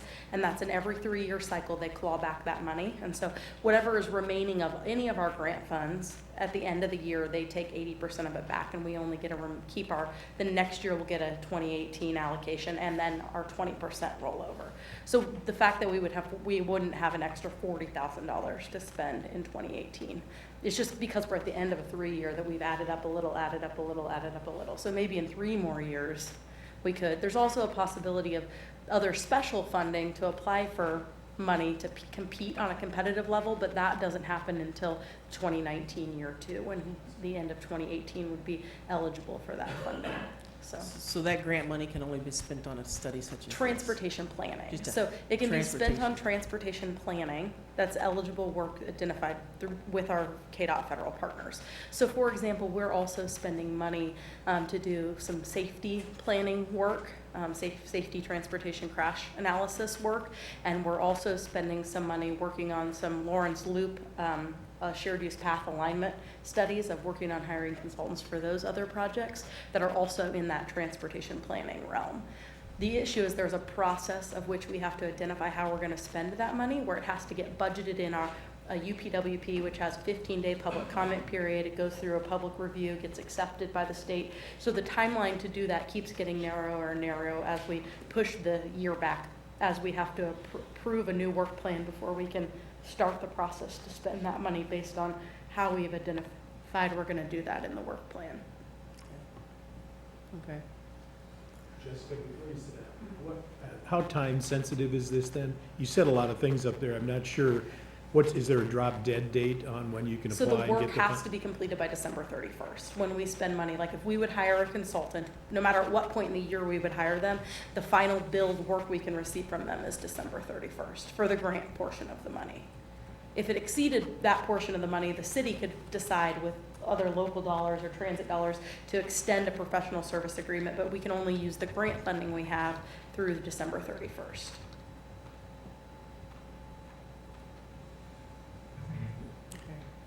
Thank you. All right. Well, as I mentioned last week, I'm not really interested in the single hub concept to begin with. So, yes. You're probably headed to some sort of decision on this study part of this, but as I'm thinking about and listening to your conversation, it seems that we may all benefit if you just let staff take another look at this. I'd like to get different parts of the operation together and have a discussion with them. In terms of the timing, in terms of when the referendum on the sales tax may be on or not on.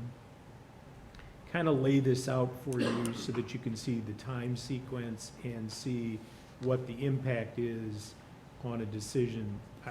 So I guess what I'm advocating tonight is that you don't take any action on this item and at least let us look at this again. Is that acceptable to? And then come back with some alternatives and maybe a preferred suggested way to deal with it. Preferably, though, I'd like that turnaround to be relatively quick.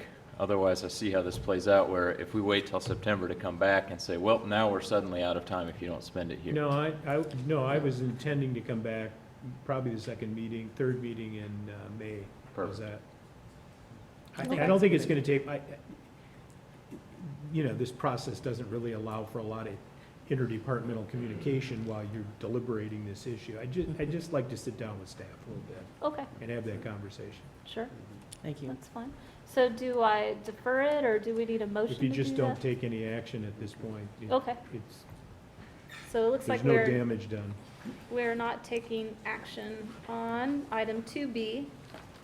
So for anyone that might be new to here, we skipped number 1, and now we're going to come back to it. But first, we're going to take a bathroom break. So let's take a 10-minute break.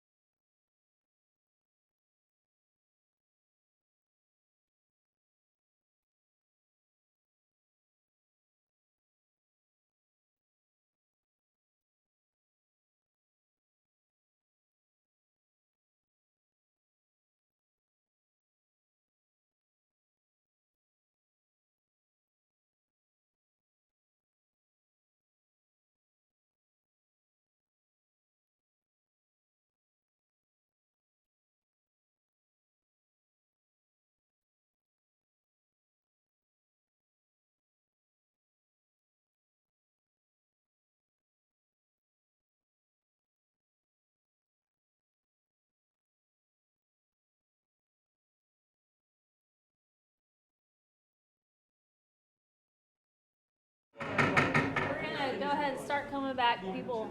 People. All right. All right, so here we are to number 1.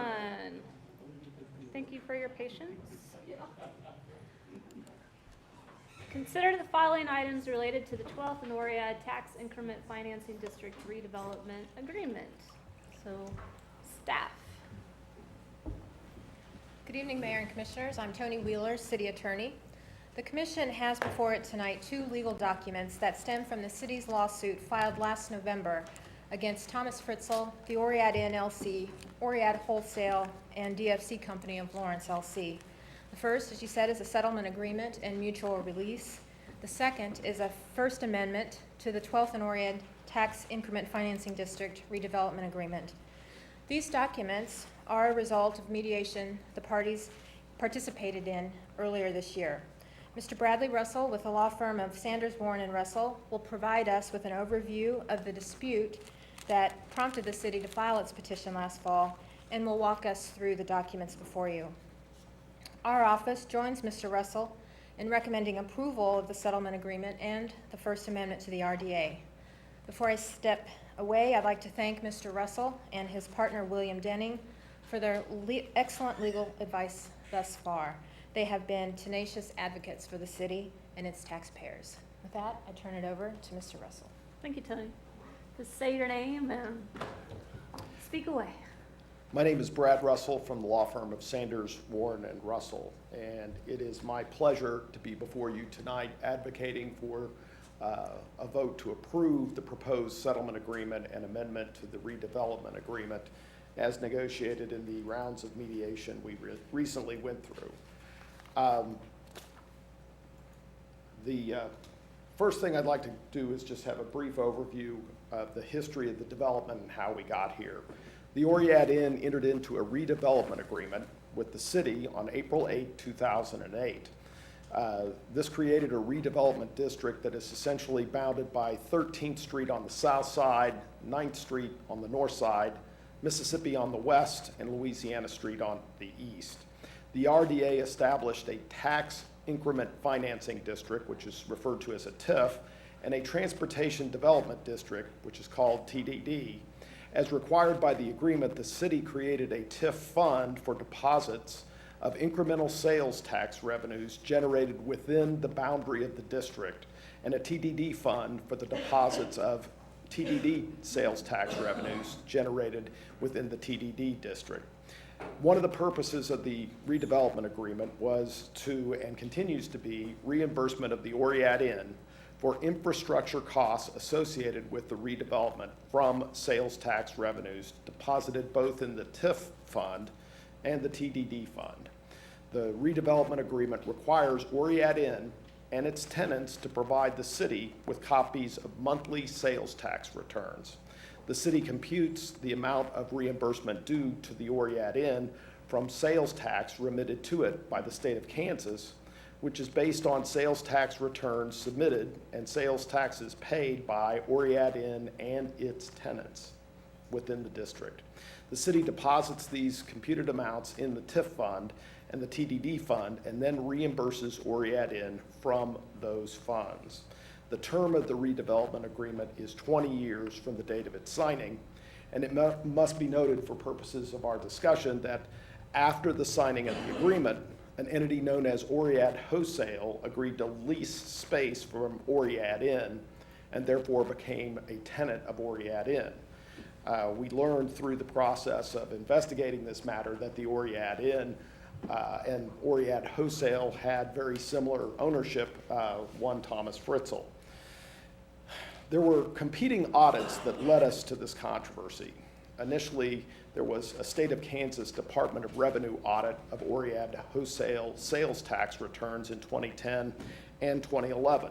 This eventually led to Oread Wholesale filing amended tax returns that were finalized in March of 2015. The city voted to have AGH conduct an initial audit, and that report, as the commission probably remembers, questioned whether many of the transactions were in fact sales or were they reimbursements between Oread Wholesale and Oread Inn. Also, there were questions as to whether the transactions at issue occurred within the district or not. In response, another firm, BKD, was retained by Mr. Fritzl and his entities, and they issued a report arguing that the sales were in fact legitimate sales, not reimbursements, and that the transactions occurred within the district. That analysis was based on preliminary information that was provided. BKD then concluded that the amount that was owed to the city, based on their calculations, was approximately $90,000. Through some negotiations with Mr. Fritzl, Oread Inn, and Oread Wholesale, we were able to obtain additional documentation from the original tax return of Oread Wholesale. AGH issued a final report that concluded that, in its opinion, the vast majority of transactions that were debated were in fact not sales and not within the district, and that the city was owed approximately $492,000. This led to the filing of a lawsuit in Douglas County District Court, which the defendants then removed to the Federal District Court for the District of Kansas. The petition that we filed on behalf of the city outlined several different legal theories, but essentially they can be summarized as breach of contract claims, and those would be allegations that there were written terms and agreements within the redevelopment agreement that were violated. Then there were state common law theories under tort, meaning that there was tortious behavior under common law, that things were done not according to the law, but beyond the issue of contracts. And then the third major element was something called civil RICO. RICO is a federal statute that was established initially, candidly, to go after gangsters and organized crime, but increasingly lawyers have used them in other contexts when there's evidence of one individual or entity using other entities improperly, and more importantly, using mail and wire transactions to achieve those ends. And there are many remedies available under each of these theories. Under breach of contract and tort, however, most of the city's ability to recover would be limited to what we call actual damages. Actual damages would basically be the $492,000 that the accountants hired by the city felt were improperly reimbursed. Under tort law, you could also get something called punitive damages. And those are exemplary damages or punishment damages for reckless, willful, wanton behavior. Now, in my experience, punitive damages are much less likely to be awarded by a jury than, say, actual damages. Requires under Kansas law a higher burden of proof.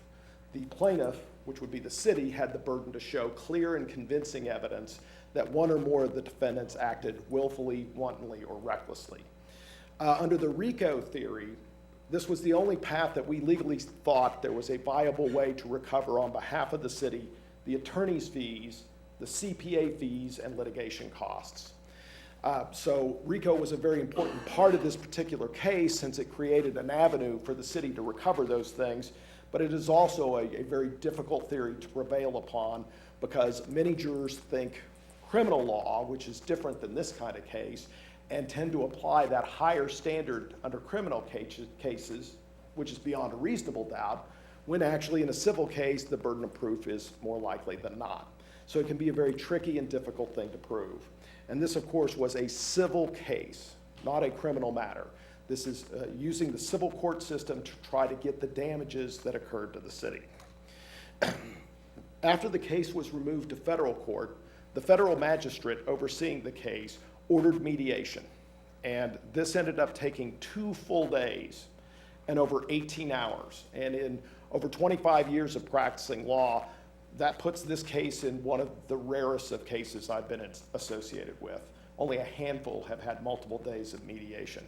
And I think both sides were ably represented by attorneys, but I also think it's fair to characterize the negotiations as contentious. The parties agreed upon an independent mediator who had no ties to either side, and the mediator tried to facilitate resolution of the case. The purpose of mediation is to explore both the strengths and the weaknesses of each side's case. So the mediator was in both rooms, shuttling back and forth, getting the parties to look at strong points and weak points of their cases, and to also focus on the costs and the benefits of continuing litigation while also exploring the costs and benefits of trying to resolve the case. So you can imagine over 18 hours, all the pros and cons of either settling the case on certain terms or pursuing litigation were fully discussed and explored. Another thing I note in the slide is, of course, any settlement requires compromise. The only way, in my experience, that one side can get everything they want is to go convince a jury or a judge to award them that. No party would knowingly agree to a settlement that simply gave the other side everything they wanted. You would have to go through a trial to get everything you want. And I also point out that this was a big point to the mediator, juries are unpredictable. This case would have been tried in the federal court at Kansas City, Kansas. And while that may have drawn some potential jury members from the Douglas County area, it also would draw people from Johnson County, Leavenworth County, folks who would not have any necessarily direct interest in the case. So you would be trying this case to lay people, and we had a lot of very complicated tax issues, contractual issues about the intentions of the parties. I'd like to review now the terms of the proposed settlement. First, Mr. Fritzl has agreed to resign from Oread Inn as manager. Could you mention which Mr. Fritzl that is? This is Thomas Fritzl. Thank you. Thomas Fritzl, who is one of the managers of the Oread Inn LC, has agreed to resign from that company.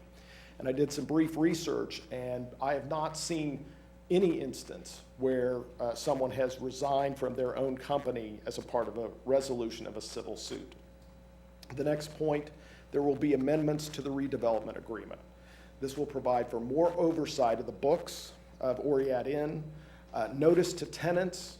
If there is a new tenant coming into the district in the Oread Inn, the city will get notice of that. And the right to audit, which is very important. So on an annual basis, there will be audits of the Oread Inn as a part of this proposed agreement. There's also the payment of $650,000. In addition to that, you will recall the original redevelopment agreement called for the Oread Inn to be reimbursed up to $11 million, their original investment in the infrastructure. Under the terms of this agreement, that will now be reduced to $8.5 million. Another term, the city will begin sharing in sales tax at the level of $5.75 million instead of the original agreement, which was $7.1 million. This means that as the revenue streams continue through sales tax in the district, when we now hit the lower threshold of $5.75 million, the city and Oread Inn will now share 50-50 from that point. Under the previous agreement, we had to wait until we reached $7.1 million. So you will see money more quickly, and there will be more of it as a result of this proposal.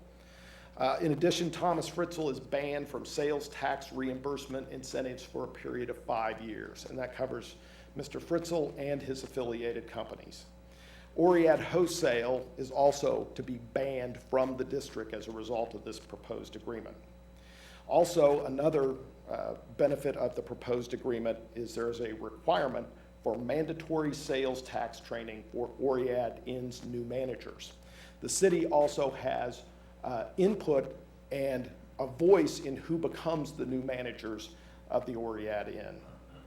Also, the defendants have agreed to pay the cost of the entire mediation of over 2 days. Why $650,000 is the lump sum payment? Well, the city's accountant came up with $492,000. When you add in the legal and accounting costs through the start of the mediation, $650,000 makes the city whole. Remember, the defendants had the benefit of the BKD report and argued that the city was only entitled to $90,000. So when you're in this mediation, there's obviously a huge difference between the parties' consideration of what the actual damages are. You have the city and its attorneys arguing for $492,000. You have the defendants arguing that only $90,000 are the actual damages. So we felt $650,000 was a pretty good result based on those competing positions. I think it's also important to review the legal analysis of the theories that were posed against the defendants. Here, the only method for us to recover attorney's fees and costs, like the CPA fees, was civil RICO. And that's a huge issue. When you have only one cause of action, one chance to win those damages, you have to remember a jury can consider all these other theories and say, well, RICO doesn't feel right. It doesn't feel like racketeering, but I feel the defendants breached the spirit of the agreement. The jury would then award the city some damages, maybe $492,000, maybe something less. But if it's under one of these other theories that isn't RICO, then the city is not going to be eligible to be reimbursed for attorney's fees and accounting fees.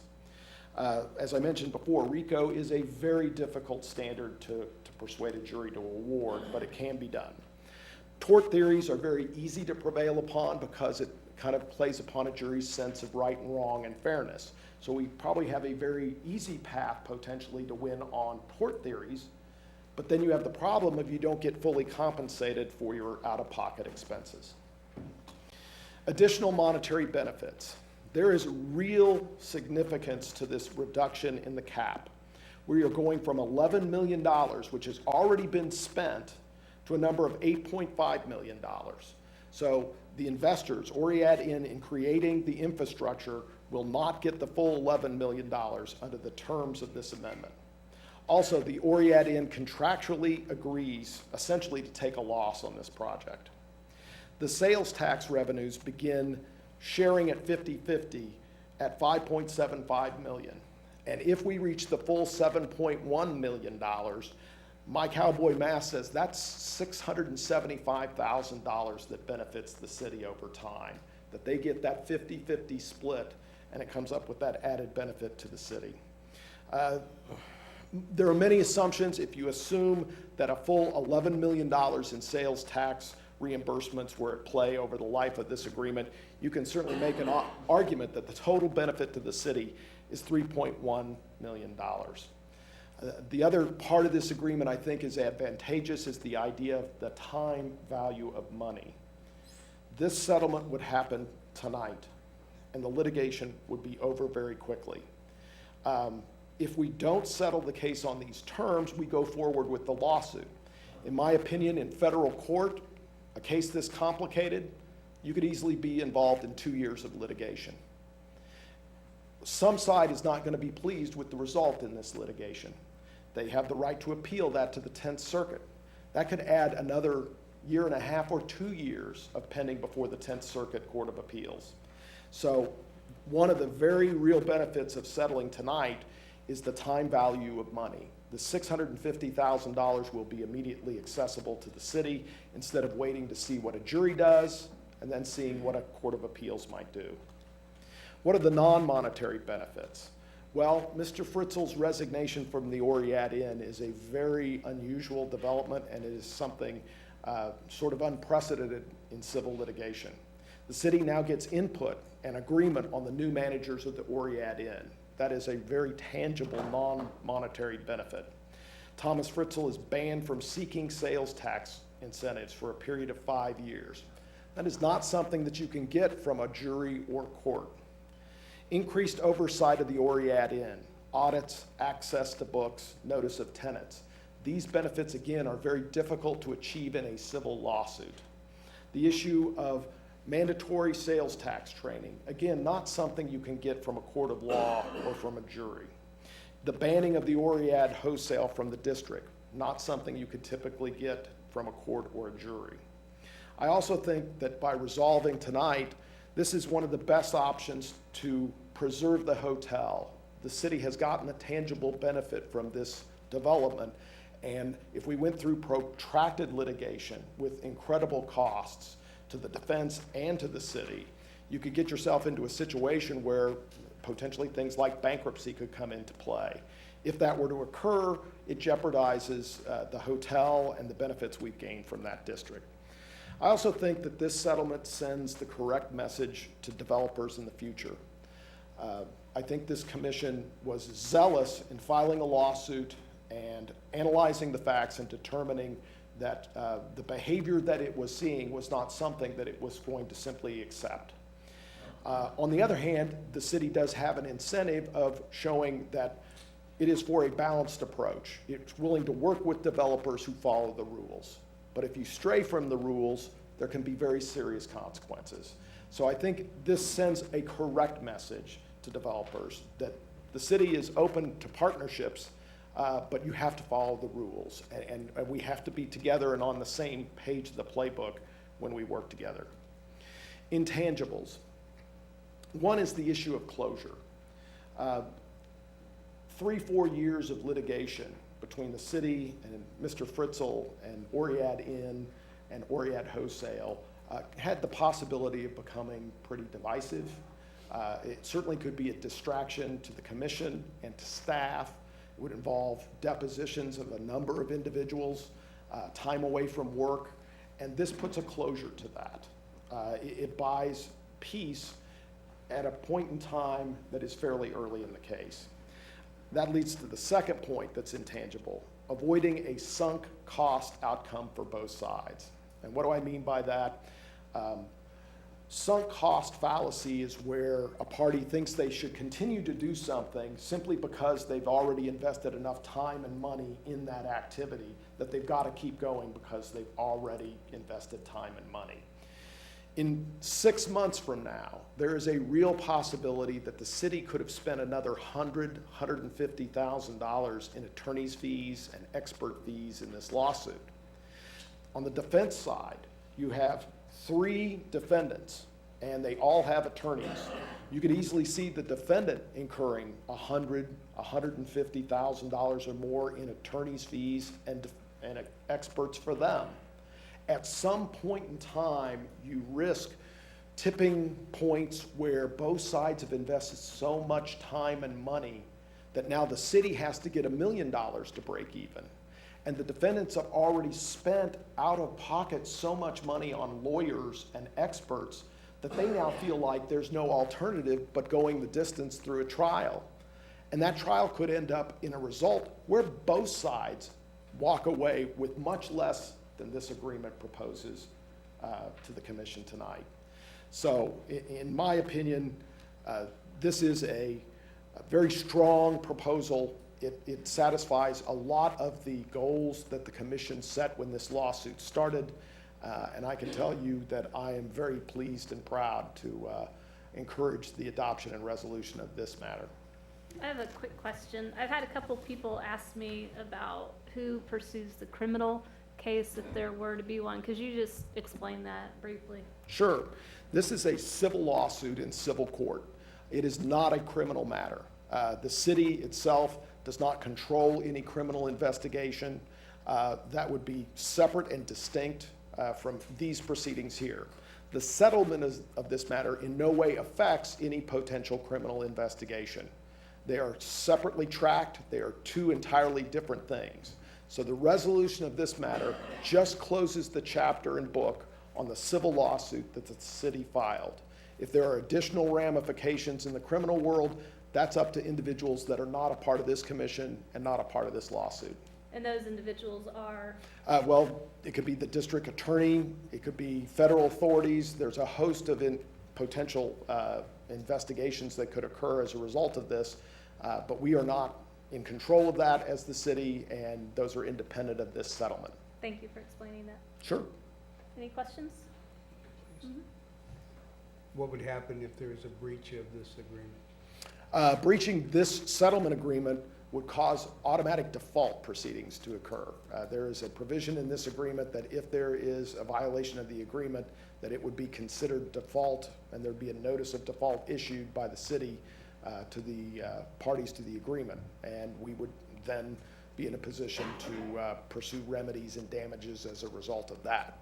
More importantly, the agreement itself has been signed off by the defendants. So I don't think I don't envision a scenario where if the commission approves this, that the defendants somehow can get out of the agreement. It's a signed, sealed deal subject to the commission's approval.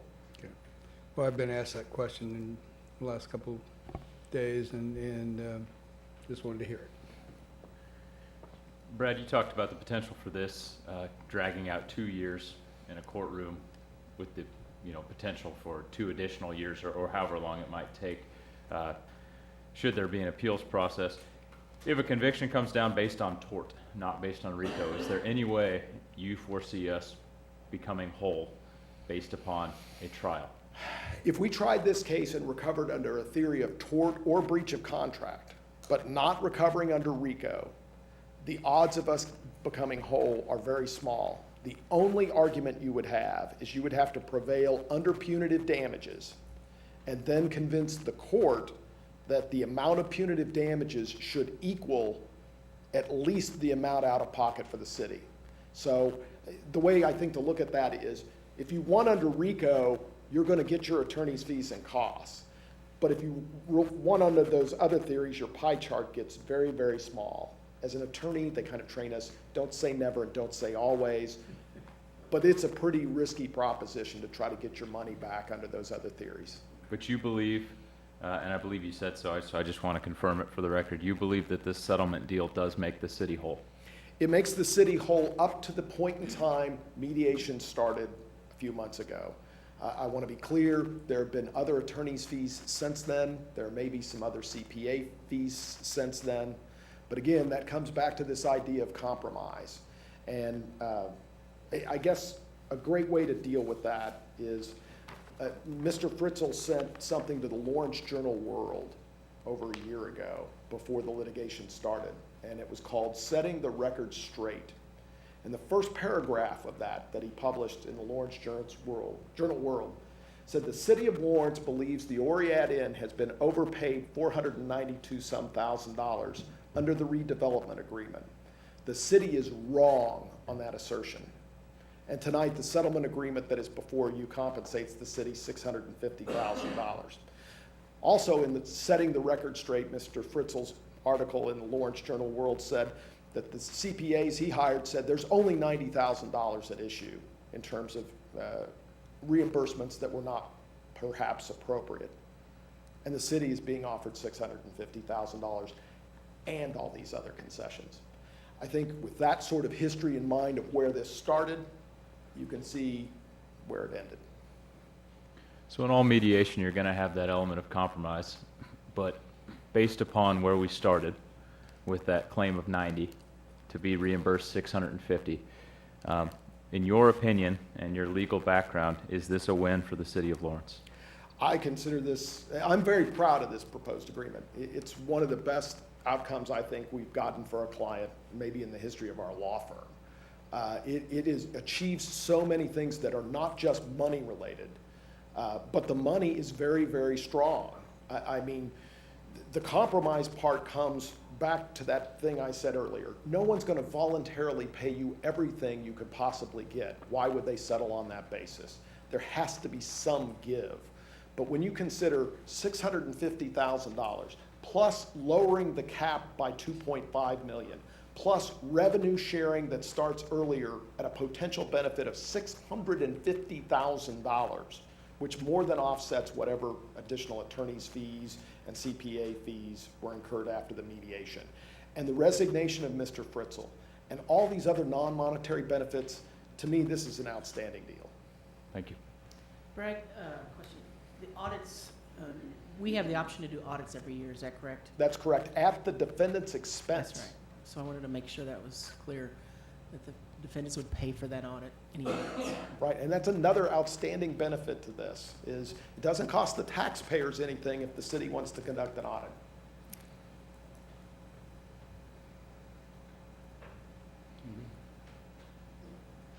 All right, so it looks like we're ready for public comment, unless there's any other staff presentation. All right, so public comment on this item. Good evening. My name is Frank Jansen at 1330 New Hampshire. Several years ago, when this news about Oread Wholesale came out in the paper, I was curious. They were at the Oread Hotel, the address, thinking there'd be a warehouse with goods coming and going. So I was up there several times. I actually went twice up to the front desk, and I said, "Where's Oread Wholesale?" And they said, well, they couldn't say anything. Third time I went up there, the manager came down and took me down to Oread Wholesale. I'd be curious to know how many people in this room, how many city staff, how many people watching at home ever went up to look for Oread Wholesale. We went down into the basement, into the parking garage, into a door back into the HVAC air conditioning system, back where they had all the plumbing and stuff. And right on the left was this door that went into a small room. In that room was a desk, a computer, a refrigerator, and a microwave. Nobody was there. They said, that's Oread Wholesale. I said, gee, there's nothing there. The second point was that this whole event that happened with the mediation and all this problem with Oread Wholesale and Fritzl, and I think what happened is the city staff learned a lot, and regarding articles in the Journal World about the fact that this might have been caught sooner if the staff had been up to par to catch this before it got as far as it did. So I think it's a good learning experience for the entire city of Lawrence. Thanks. Thank you, Frank. Any other public comment?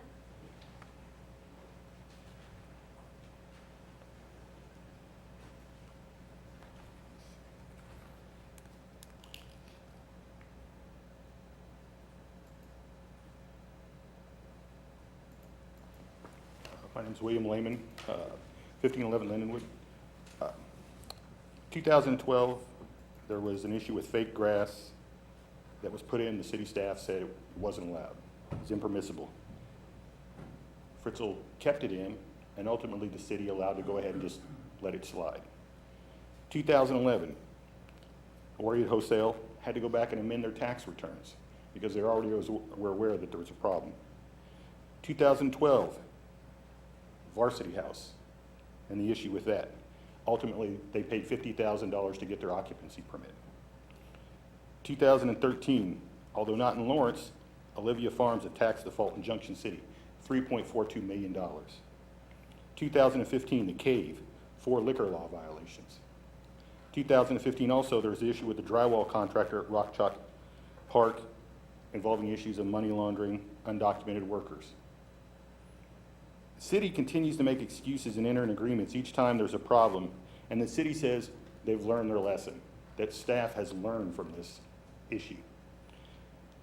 The lesson seems to be that the city doesn't do anything when somebody does something wrong. And you see that over and over again as I just went through the issues. I heard earlier that experience gained from failures of the past.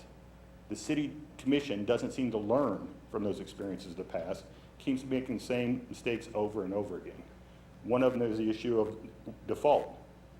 So I haven't seen the original tax increment financing agreement. There was an issue for default in the original contract. To me, that is a complete incompetency. You should always have something like that. This is default. They are in default of your agreement. $492,000 is what they took from the city. That means the taxpayers of the city have to make up that amount because you're short. And so right now, and I do believe that Brad thinks that he has done a good job with this, and it's probably the best that he's seen, but that doesn't make it okay. That doesn't mean make it acceptable. You allow this person to do this over and over and over again and make excuses. Now, and then you get this agreement and everybody's happy, and they want to pat themselves on the back and say, we were zealous and we pursued this. What you should be doing is canceling the agreement. One thing I will tell you that I've learned from business negotiations, they've already signed their agreement. That's how bad they want this agreement to go through, because they are terrified that it is not going to go through and that they are going to go to court. I disagree with Brad's assessment of juries. I think juries and I think people understand this case very, very well if it's explained to them and the case is presented before them. This person actively took money from the city. And as this gentleman said, they were aware of it. There's an office in the basement. In most cases, that's a joke. In Lawrence, that's actually a reality. At least when corporations do it in the Bahamas, they at least staff it. And so I don't think you should agree to this. Instead, I think you should hold firm and then you should go after it, have the deal for the tax increment financing district rescinded based on the fact that the tort claims, there's an issue with fraud and what that actually means, but at least the tort claims and rescinded, not accept the deal, go to court.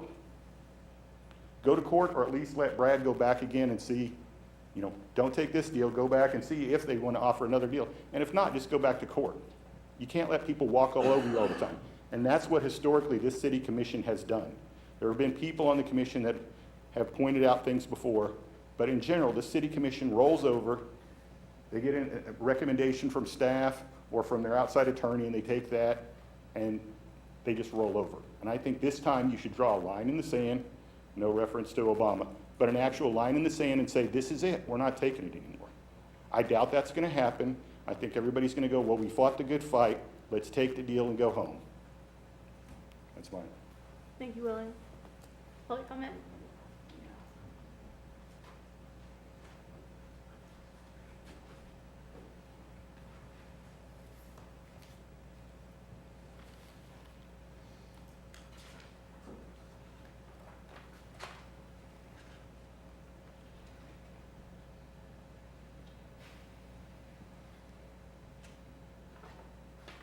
Good evening, commissioners. And first I want to acknowledge everybody who was involved in this, whether lawyers or city professionals or commissioners or members of the press or members of the public, in terms of some early steps in terms of the city of Lawrence gaining or regaining its dignity, its integrity, its a sense of self-respect in relationship to developers in the community. And I first want to just speak briefly to the macro, the landscape level of what this means for the city. And no matter what's decided in relationship to this specific incident, it will not fix some of the larger issues at play here in terms of an incoherent tax system, an incoherent relationship of principles that the city might have in relationship to business owners, developers of all sorts. In some way, we might be able to look at this in terms of KU basketball, that in a lot of the developers, including the developer involved in this, are clearly talented builders and people who like to make things happen. At the same time, if Bill Self were to spend more and more attention and time and energy on trying to figure out how to leverage his home court advantage, or up to including influencing referees, rather than the tried and true method of developing indigenous internal talent and skills that are provided to, present themselves to him in terms of his team, then we would say that it ruins the game for everybody. And that's what's happened here, is when developers are not explicitly held to very clear principles, then they'll take advantage of people. It's the same as an abusive relationship. So you have to, put your foot down at some point and say, what is the nature of this relationship? So this is not about assessing blame. This is about rectifying the situation. So in terms of this tax issue, I want to bring back up the idea of the possibility of shifting our tax base from a property-based tax system to a land value-based tax system. This brings the best of both the real American progressive tradition and the real American libertarian traditions together in a just and effective tax. Because part of what's not going to be dealt with in terms of no matter what the outcome of this situation is moving forward, there's going to be lots more of these types of situations where we have land speculators who are sitting on land waiting for public investment, public-private partnerships, and then ultimately reap the large windfall of those profits that the public and the municipality was a key part in terms of investment. And this, of course, moving into the specifics of this case, did play out in terms of this developer's role in the Rock Chalk Park situation. And there were those of us who at that time, to a different city commission other than Commissioner Amix, that there were apparent compromises of interest going on, that no matter whether the idea of the park was a good one, and there's obviously some very good benefits to that park, the city and the commission had the role and the responsibility to protect the interests of all of the public, including the taxpayers. And I pointed out at the time that 4 of the 5 commissioners who had received campaign contributions from the developer and his family were on board with the contract for Rock Chalk Park as it was going forward. I was pilloried by those, most of those former commissioners, and I was even told by a good East Side progressive, she described herself, that I should just trust Jeremy Farmer because he was a good progressive and he knew what he was doing. So I want the city to think about that there are other aspects in terms of what a lawsuit can do. The money, I understand, in terms of the money, I understand there's a big risk in terms of moving forward in litigation. So it might be, a roll of the dice. I agree with the previous speaker that most juries will understand that this is a pretty obvious breach of contract, that the city probably does have a right to nullify the contract, being that it was not, one side didn't fulfill it. But at the same time, there's other benefits to litigation, which includes discovery. And really, I think that there's maybe parts of the city that don't really want to disclose, as was previously mentioned, some of the mistakes that were made. The developer has expressed that he thought he was doing the right thing. Was that because he had actual oral agreements with previous city managers or previous elements of the city government? These are the types of things that could be discovered in discovery, and so everybody, including all the members of the public moving forward, could have a sense of what's gone wrong here. And something obviously did go wrong, and it doesn't really serve anybody, including the developer. So I would just urge the commission to consider other benefits to moving forward here, as we consider some of the larger aspects of whether we want to have a more just actual tax base based on taking back some of the just value that the public, the municipality has created out of the commons known as land, and then to share that in an equitable fashion with land speculators and developers. Thank you for your time. Thank you, Jeremy. Public comment?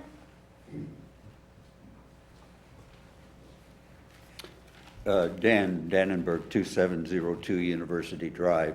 I really can't add anything to the previous 2 speakers.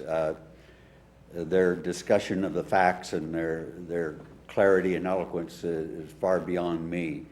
But I think we need to start thinking about playing major league ball with these developers instead of trying to play with AA teams. This should never have happened. We should have had a city staff that was on top of this and knew what was going on. This is a failed enterprise. This doesn't work. We need a different form of government. We recently had a former mayor and now sitting commissioner who was given an award by the Chamber of Commerce. Wow. We don't need this 1950s cabal of elitists and local cronies. We need to have a professional staff that can address these issues as they come to the fore. Now, a criminal prosecution should ensue here, but it won't, because prosecutions of this nature are often political in nature as well as the legal matter. The city should have absolute say over who manages the Oread. I mean, we should, as a city, should hire and fire. And we should audit very closely. And I think these audits should be surprise. I don't think, well, on January 1st, we'll come in and do an audit. No, they should keep their books in such a manner that if the city decides to do an audit on June 13th, they'll come in and do an audit. They shouldn't have any advance notice of this. So I think there are a lot of things going on here that the others have very eloquently addressed. And it's just, it's just mind-boggling that something like this can happen in this day and age when this is supposed to be a progressive city, a city that's on the forward edge of everything. Baloney. This is the most backward town probably west of the Mississippi. Just look at that Oread. Look at the building. My Lord, how ugly can you get? I've told people that it was designed based on a power plant in a 1930s science fiction film. They believe me. So I think it's time that we get our act together here. And I think the criminal prosecution should go forward. It is very interesting that Jeremy Farmer, who was supported by the Fritzl family, has been somehow interfacing with the federal authorities, but to the best of my knowledge, nothing has happened. So you kind of wonder just what's going on here. And so I guess you have to accept this agreement. But boy, it certainly doesn't feel like the city is in the end getting a really good result out of it. Thank you, Dan. Any other public comment?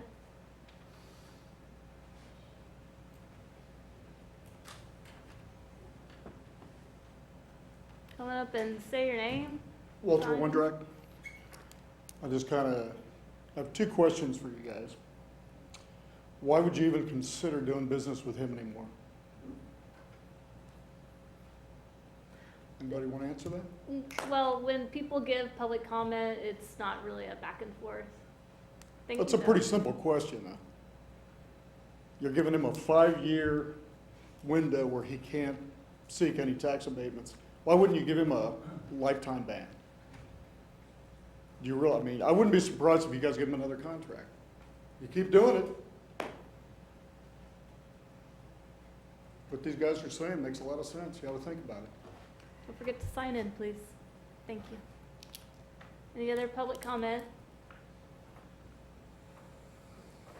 All right, so back to the commission.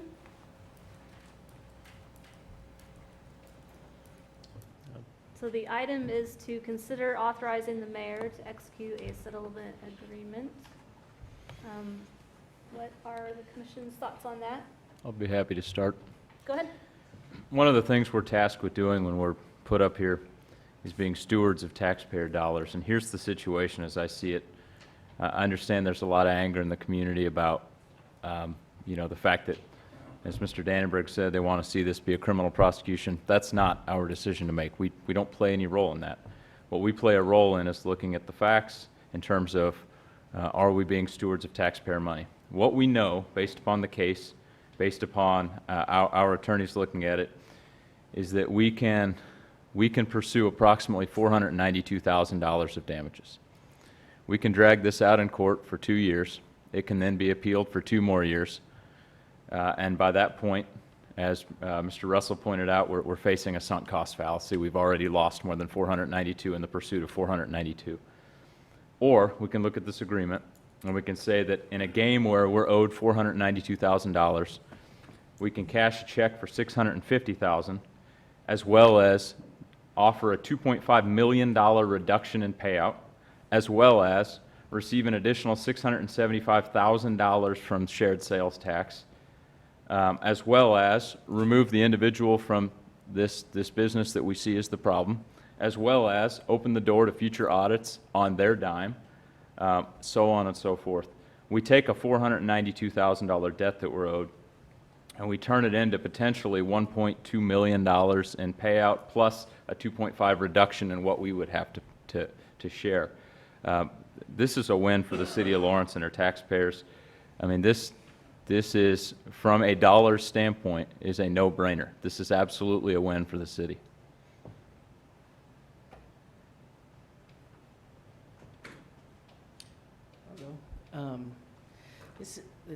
This is for me, it's sort of bittersweet at this point. bitter in that we've had to come down this road. We've had to come to the point to where we've spent so much money to staff time to make the city whole again. And, you know, it's just, the agreement that we had with the Oread, you know, it was approved by the city in good faith that they would follow through with the agreement, and they did not. And not only did they break the technical aspect of that agreement, but they also broke the spirit of that agreement. And that is just really disappointing. It's disappointing that the citizens have had to go through this, and the city has had to go through this.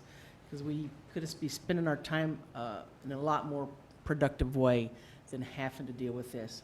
But the mediation process, I kind of look at the mediation process as somewhat of a gift, in that it gives us, the parties, the opportunity to control the outcome, their destiny, so to speak. You don't get that in a court of law. You don't get that through a jury. You get it through a mediation process. And I think the staff and the commission, as we went through this mediation, we were single-minded on what our goals were. There was no dissent at all that I could detect. And I think that is what has made this mediation successful for the city side, is that we went in this as a team and an attempt to make the city whole. And I think it's a very good deal. As Brad said, we got several things out of this we could never even dream of getting in a lawsuit. And I, as a commissioner, am not going to agree to move forward with a lawsuit given the amount of money that it could potentially cost us. And so I'm very much in favor of this. I think, again, this is the sweet part of it. We can get this ended. We have the opportunity to audit whenever we want to. And I'm pretty sure we're going to take full advantage of that. So, Yeah, I agree with Matt and Lisa. This is a tough one. And what I'm confident about is the quality of the work that went into this on the city side. We've been well represented. The accountants have done a good job. Staff has done a good job. And frankly, the commission has done a pretty good job. I really especially appreciate Commissioner Larson, who was in the mediation, and also Commissioner Amix was also in. But I don't want to spend any more money on attorneys, and I want it done. And this is a good settlement that we can get that. So thank you, everybody.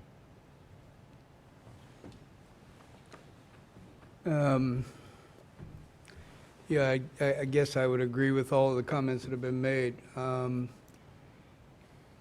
know, this may be the worst part of this job that I've ever been through because of just the loss of trust that's gone on here.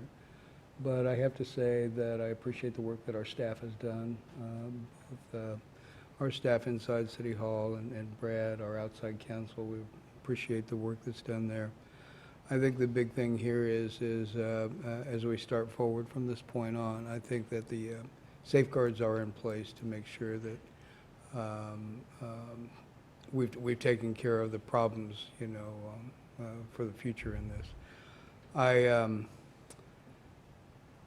You know, because of the number of people's lives, you know, that work at the Oread and the affiliates of Mr. Fritzl, who you know, are affected by all of this. I think that there was a lot of work that was done, again, to make the city whole, but also to protect against things that may happen in the future. And I think that this agreement has done all of those things. So I'm in support of proceeding with the documents.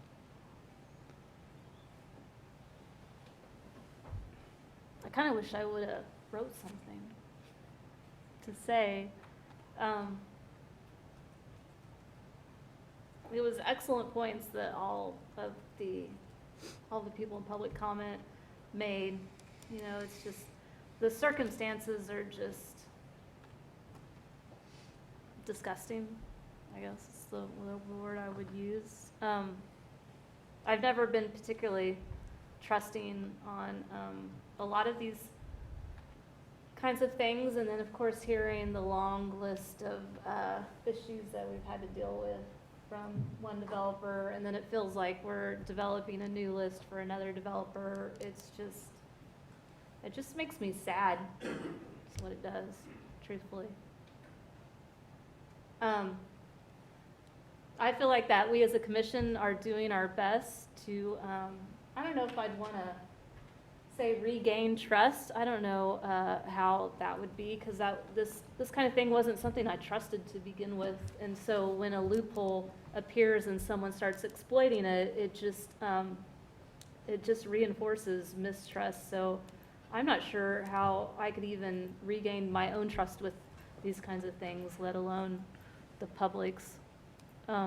So I don't know, when you hear me say no, there's a lot of these thoughts rolling around up in there, but, and when I say no, I mean to future kind of incentive agreements that we might have with other developers. There's, in 2 years, I think we've been commissioners for 2 years now, and the kinds of things that we've had to deal with are just depressing sometimes, truthfully. So I feel like this is the most, I don't know what adjective I would use. I think for this moment in time, this is the best outcome that we can come up with. I think that the outcomes that listed show the strength of the city's case, I guess that you might say. I am certainly interested in hearing any more about any future criminal cases that may or may not appear, but we don't have any authority over that. So we will just, I guess, put the ball here and hope, I don't want to say hope for the best, but how about hope for the best, plan for the worst? That's what we do. So I'll go ahead and make the motion to authorize the mayor to execute the settlement agreement and mutual release in substantially the form of the attached agreement resolving the lawsuit City of Lawrence, Kansas versus Thomas Fritzl, Oread N LC, Oread Wholesale LC, DFC Company of Lawrence LC, and John Doe 1-12, case number 16-CV-02800. So motion made by Mayor Soden, seconded by Commissioner Amix. All those in favor say aye. Aye. Any opposed? Motion passes unanimously. So now we're on to B, which is consider authorizing the mayor to execute the First Amendment to the 12th and Oread Tax Increment Financing District Redevelopment Agreement in substantially the form of the attached First Amendment. Do we have any other staff discussion about this, or is this just a domino? Okay. So who would like to make that motion?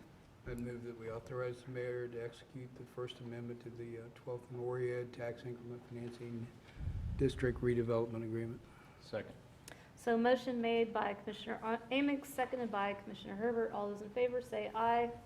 Aye. Anyone opposed? Motion passes unanimously.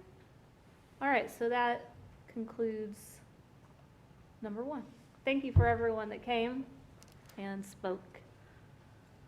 So now we're on to number 3, of course, was deferred. That was consider funding request from the Lawrence Community Shelter. So now we're on to number 4, consider a request to proceed with bidding and construction of the first 2 phases of the Eagle Bend Pro Shop Edition and authorize staff to negotiate a partnership agreement between the Kansas Golf Association and Eagle Bend Golf Course.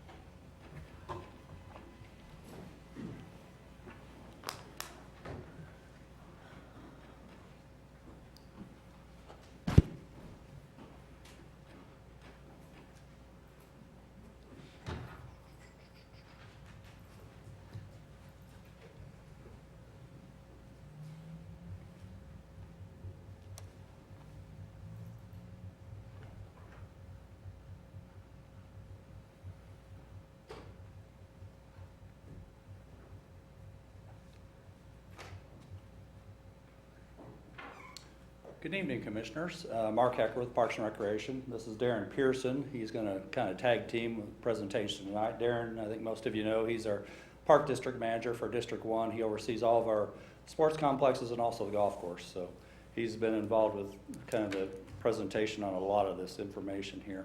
What we're looking at is the 2017 CIP project. We want to bring this to you to start discussion on construction and some partnership possibilities.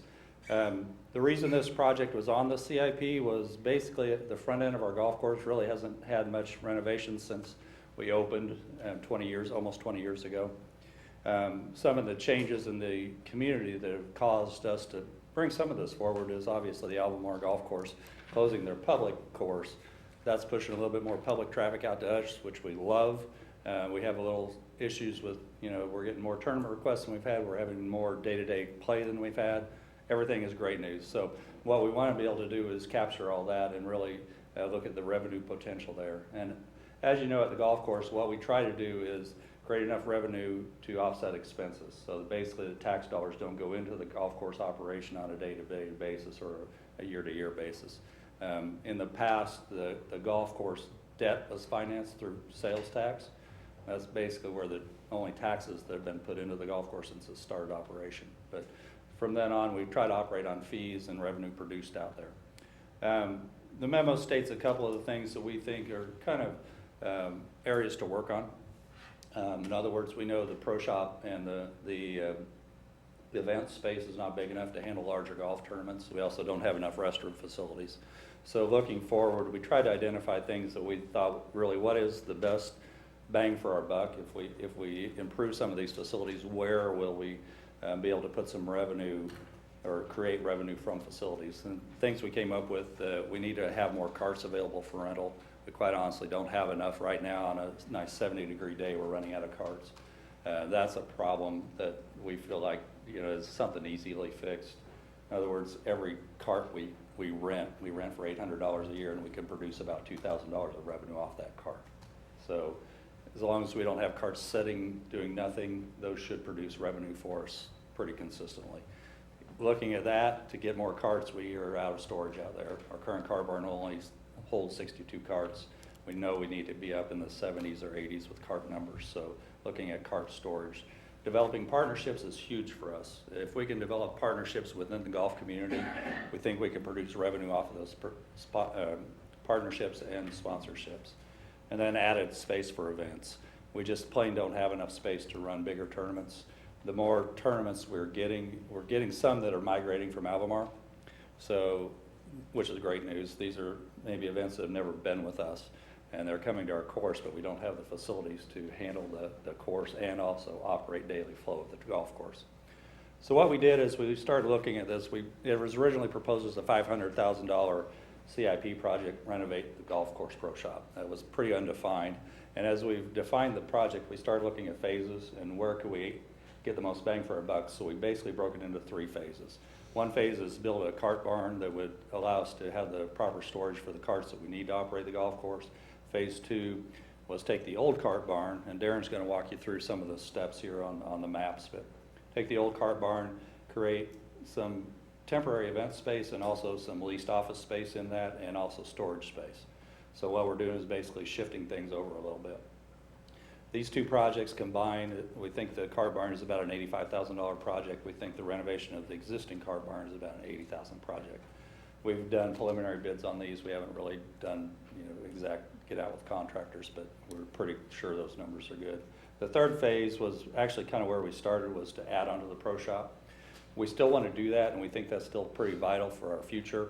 But looking at the dollar numbers, we weren't sure it was a good time to do that. We want to get a little bit of a track history with the flow from Albemarle to us and see where we're at for long-range sustainable revenue production out there.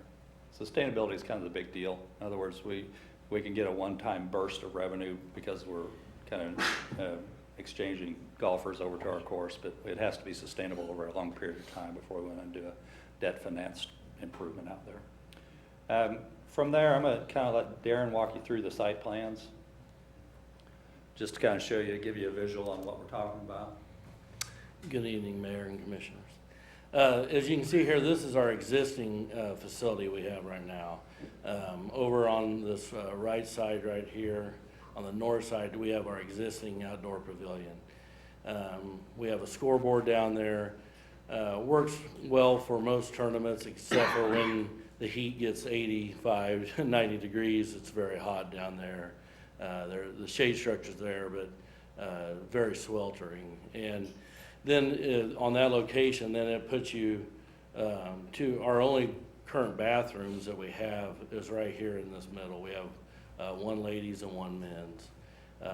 So we're kind of limited on our bathroom space.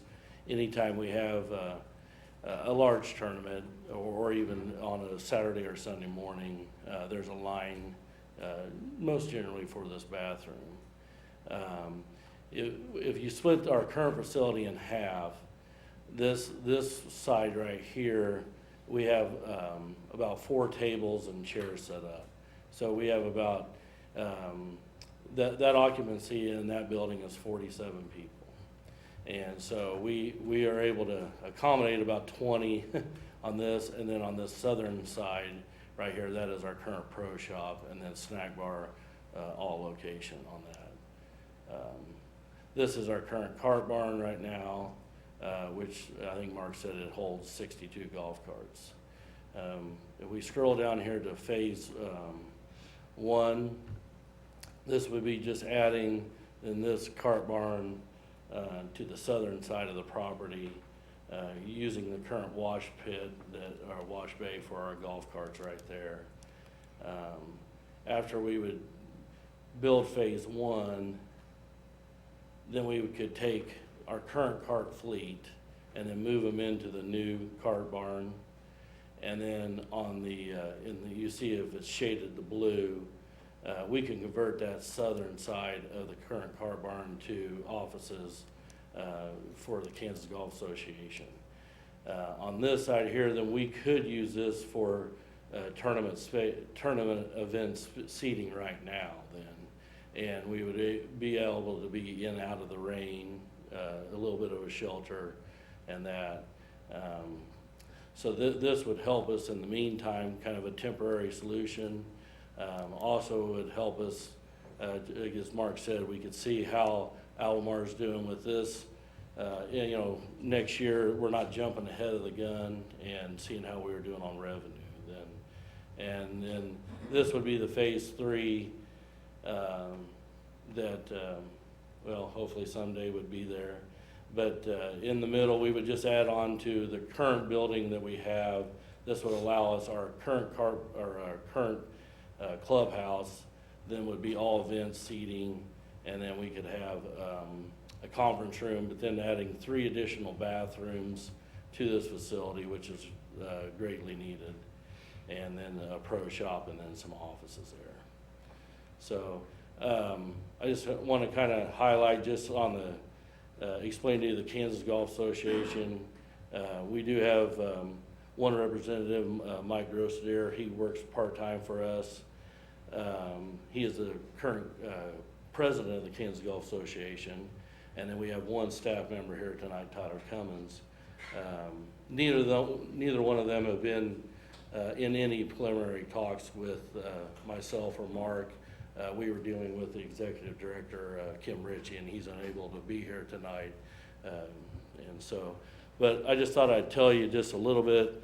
There, you have the 2 attachments of the Kansas Golf Association, one letter from Kim Ritchie and them, and just that they have been here in Lawrence for 32 years. And, they conduct over 100 tournaments per year all over the state. And Tyler was telling me, right now they have 11,000 golfers or members, a part of their association. Next year that number will go to 15,000. And so, they're the footprint of the state of Kansas for, just for the golfing community, for the amateur golfer in the state of Kansas. I think what this would be is a neat partnership. It would put Eagle Bend and the city of Lawrence really on the footprint, be the home of Kansas golf, to be able to be be no other association like this across the Midwest that a golf association would be in a municipal golf course. And it'd be really neat to think. I think that we have one model already in the city here in Lawrence with the Golf Course Superintendent Association of America. They have 17,000 members, and they represent over golf superintendents all over the world, 72 different countries. And, you know, so it would be really cool to be able to have, you know, the Superintendent Association and still to be able to keep the Kansas Golf Association here in Lawrence and to be a part of that. Their partnership would really bring us with junior golf programs, and being with the United States Golf Association would be able to give us junior partnership programs, be on the cutting edge, and they could be able to help us grow the game of golf. And it's greatly needed here. Our junior golf programs here in Lawrence are very well undeveloped, and this is one thing we need to concentrate to be able to keep the game growing.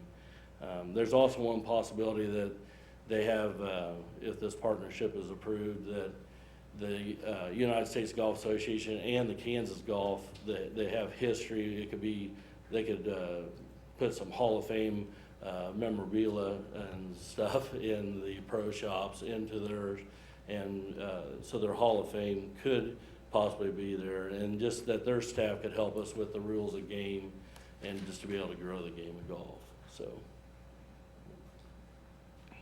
Now I'm going to switch back to the numbers part of this. This spreadsheet was kind of one we did to just kind of give you a little bit of a history, but not go too far back. One note on this, see where it says profit right here? That's probably the bad column that shouldn't say that. Should be revenue over expenditures. We really don't have a profit. We basically try to operate the golf course to cover expenses. And if we see that going up, we'll adjust fees down. If we see that we aren't producing enough revenue to operate the golf course, we'll adjust fees up. Well, the beauty of what we're proposing tonight actually helps us kind of offset some fee changes because we're producing revenue from other sources. So what we're looking at here is the golf carts. The golf carts, we wouldn't change the fee on the golf course, we would just have more golf carts. So let me start up here at the top. Basically, you can see yearly history and what our fund balance is doing. So if you scroll down this column is what we're looking at.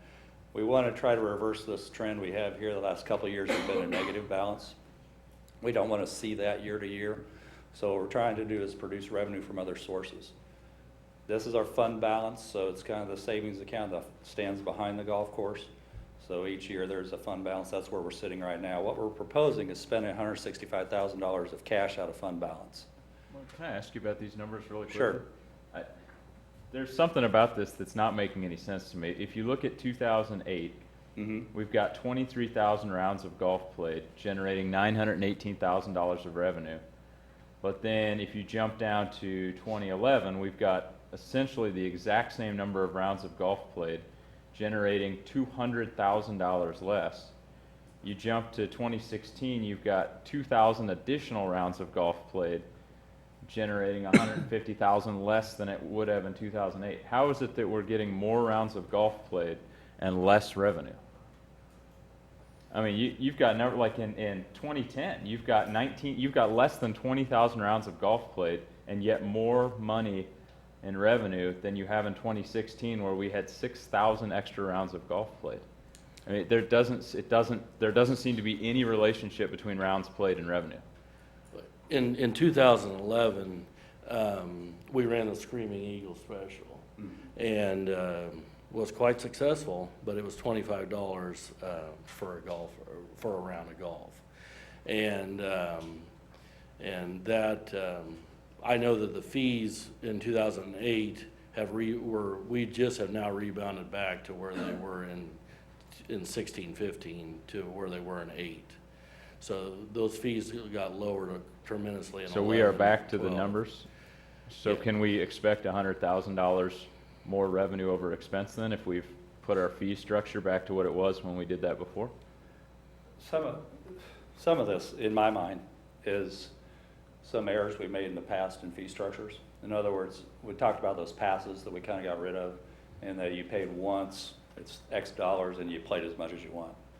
Those basically hurt us with, so the dollars we were collecting per round for some golfers were down to $7, $8 a round. So by getting rid of those, which is what we've done most recently, I think you'll see a more consistent revenue to rounds played. Where in the past, it just depended on how many of those passes got sold and how many rounds that person was playing. So I think there's a little bit of So have we fixed our profit problem without any of these phasings? I think that, yes. I think I feel good about where our fee structure is right now. I think we're priced at an appropriate level. It's not too high, but it's also not too low. And we've also gotten rid of some of those annual pass issues that I felt really hurt us in the past. That we were getting a lot of rounds, but we weren't producing revenue off those rounds. Or we were producing a smaller amount of revenue than we probably should have been. So that's my, I mean, I don't know if it's a great explanation, but it's kind of hard to go back year to year, but that would be part of my explanation on that.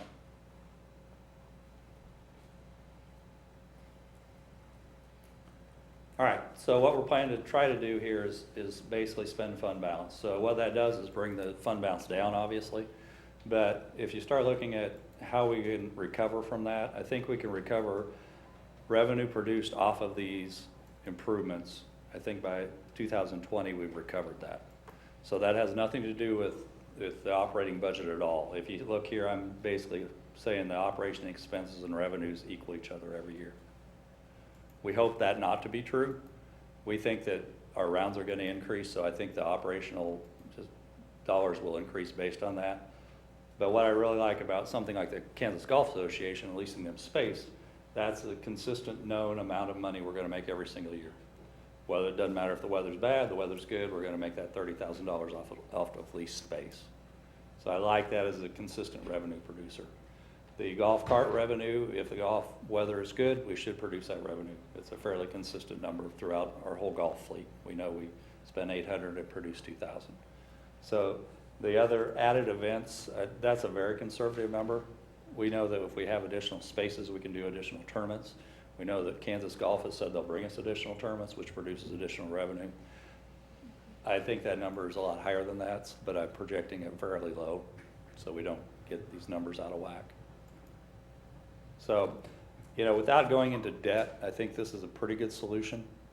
If we did the other way and we did a $500,000 project, we went into debt for 10 years, we'd have to produce an additional $60,000 a year to pay off that debt. That doesn't really help our problem.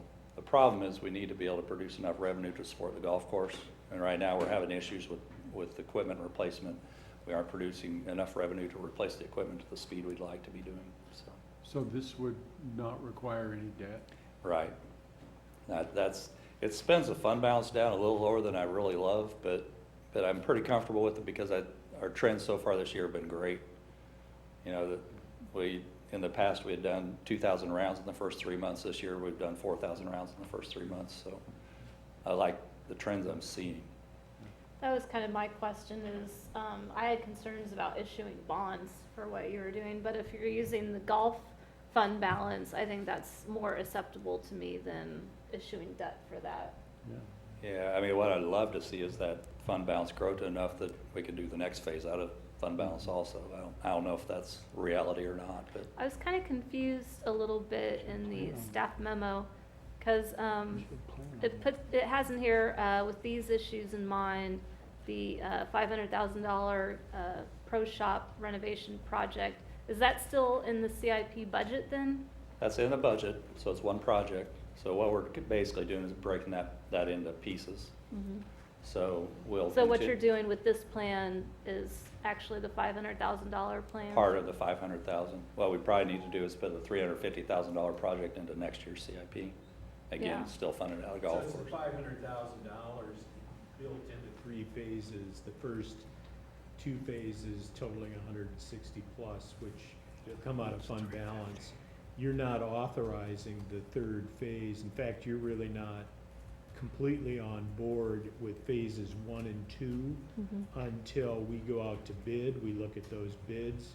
We see how they match up against the proposed lease agreement with KGA and see if that all makes sense and works. And then we would come back for bid award. So you have a couple more steps for you to review and approve this project. This just allows us to go out to bid at this point and really see what the numbers are and to firm up an agreement with KGA.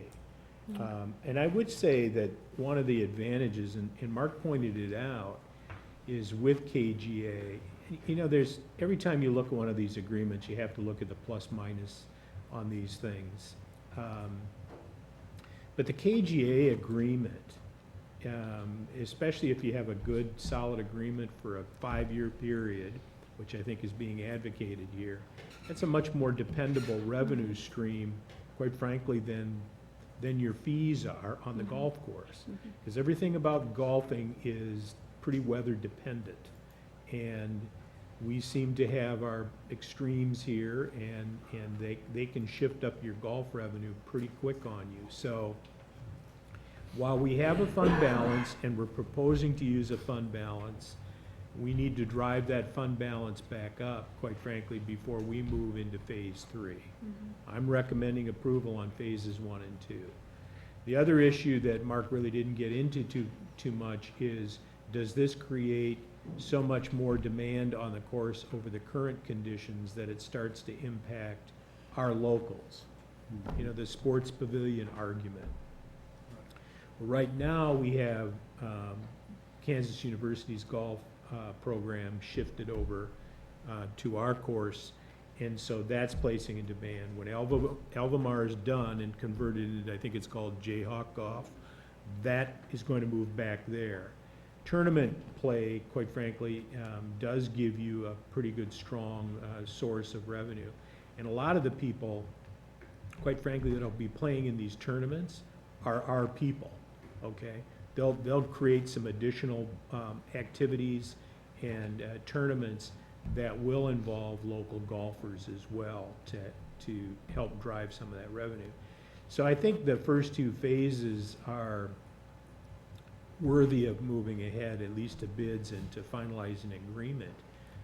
But we've pressed on this very hard, as Mark will tell you. The plans have completely changed since they were originally proposed. We've looked at this pretty hard in terms of, can this make it go? But like I said, there's always the plus minus, and the risk is weather. You know, whether you make that. But these buildings, I think, have convertible uses in terms of our golf course. And I think if you lock down a 5-year agreement with KGA, you've got a pretty sustainable source coming in that will retire and be able to amortize at least the cost associated with that part of the operation. So. You referred to if our bids come back where we think they will. I guess one of my questions is, if our bids come back higher than what we're looking at, does KGA have the capacity to pay more rent than what we're talking about here? I would say to you, if it jeopardizes the program, first off, the rents are kind of pegged at what going rents are for this type of space. This is pretty unique space, but for office space in our market area, to make sure that there was some consistency in that regard. But I would say to you, it might be the difference between whether this is going to be a go or not. I think KGA is very supportive, and obviously they are. You've seen the letters of endorsement. But I would say to you that we're going to be pretty hard on that part of the deal too. I mean, if it starts to fluctuate to the point where, you know, the city's putting more in on this deal, then we're going to have to talk to them. Yeah, okay. Good enough. I noticed that part of the project would include that KGA has space for their Hall of Fame. And that would be, is that space that the city would also use? Yeah, our concept on that is basically to be wall decorations. So wherever the event space lands there in phase 2 or phase 3, that would be the decor for the building and even in the pro shop. It has some potential to be pretty darn cool, that you get some really cool historical stuff from, you know, golfers, Jim Colbert, or, I mean, just different really exceptional pro golfers, so. So the city would still have access to the space, Oh, but yeah, the wall yeah, space would it wouldn't, be- we wouldn't create a museum that no one could go into. It would be more of a decoration in the event space. So you all picked up the comment about contributed labor here? No? You did? Yes, no? Okay. Go ahead. Mark, the fund balance monies that you want to use, Mhm. none of that money is from the sales tax contributions that we made for the payments on Eagle Bend. That was all done out of Right, yes, bond that and fund interest? balance, the debt payments were paid through Out of sales bond and tax. interest. You're right, that was paid directly through finance. So this fund balance you're seeing here is just the operational pluses and So minuses. these are actual monies that you made? Okay. Yes. So then your plan is, and I just want to make sure that I have this right, you're actually looking at using fund balances in the future for the improvements that are going to be made at Eagle Bend? That is my ideal plan, yes, yes. See, I think I can support this if that is our plan from this point forward, Yeah. because we as the public have made pretty good, contribution to Eagle Bend in the amount of the payments that we made starting in 2005, 2006 out of the sales Right. tax reserves, so I think We that. just finished that up. We just finished that up, Right. and so, getting more debt is something that I don't think that we're really looking forward to, so this kind of meets that. And if our goal is to say, okay, we're gonna start becoming aggressive, we're gonna come up with fund balance to be able to take care of future improvements there, so it's not a burden to taxpayers, that it does pay as it goes, then I think it's something that we can look at. But let's be very realistic about that. I don't want to paint that picture and then a year say, whoops, we tried, didn't work out. It says estimate of cost of phase 3 is $350,000. Construction of phase 3 will be evaluated in 2018. There is no way we're going to have $350 in fund balance in a year. Oh, and you may have to. There's no way. That's not a possibility. And Commissioner, we may have to wait a couple years. Well, then let's not tell people that we're going to fund balance this thing if it's not even a possibility. But if you look at the estimates of fund balancing going out to 2020, you're talking about 219. But you don't have to prove that either, 2 Yeah. years from now. And we may come back, Commissioner, and just move it ourselves into a future year in the CIP, so we just eliminate that concern. Because whether Mark is holding on fund balance, I can tell you that the management staff is. I would point out that conversation is going Well, on. I just want to make sure that that's We'll really have to, the- we'll what we're probably selling. have to kick that project into future years into the CIP. And Matt, you bring up a good point. And I mean, it's one that I think that we all share, is that we recognize what we're hearing and the estimates that we see that are there, and understand there won't be the money to do it. Tom's right. He may have to put it out a couple years and say, we got to wait till it builds up. Yeah, that's how I feel. You have to save up your pennies Yeah. each year, the Yep. fund balance, It's not build it back pennies. up. It's not pennies. It's $53,000 a year. Can we talk about the carts really quickly? Sure. So how many carts do you have right now? 62. Okay, so on an 18-hole course, that allows right now about 3 carts to pile up at each hole. Mhm. So 6 golfers at each hole. Mhm. I mean, are we piling up deeper than that? Yeah, actually, on busy days, there may be 4 carts per hole. So you got one group playing, one group sitting on the tee waiting for them to get out of the way. And it's potential to even have 6 carts on a hole. So you got people on the green, people in the fairway, and people sitting on the tee. They just aren't rolling fast enough. Every 8 minutes is a tee time, so in an hour.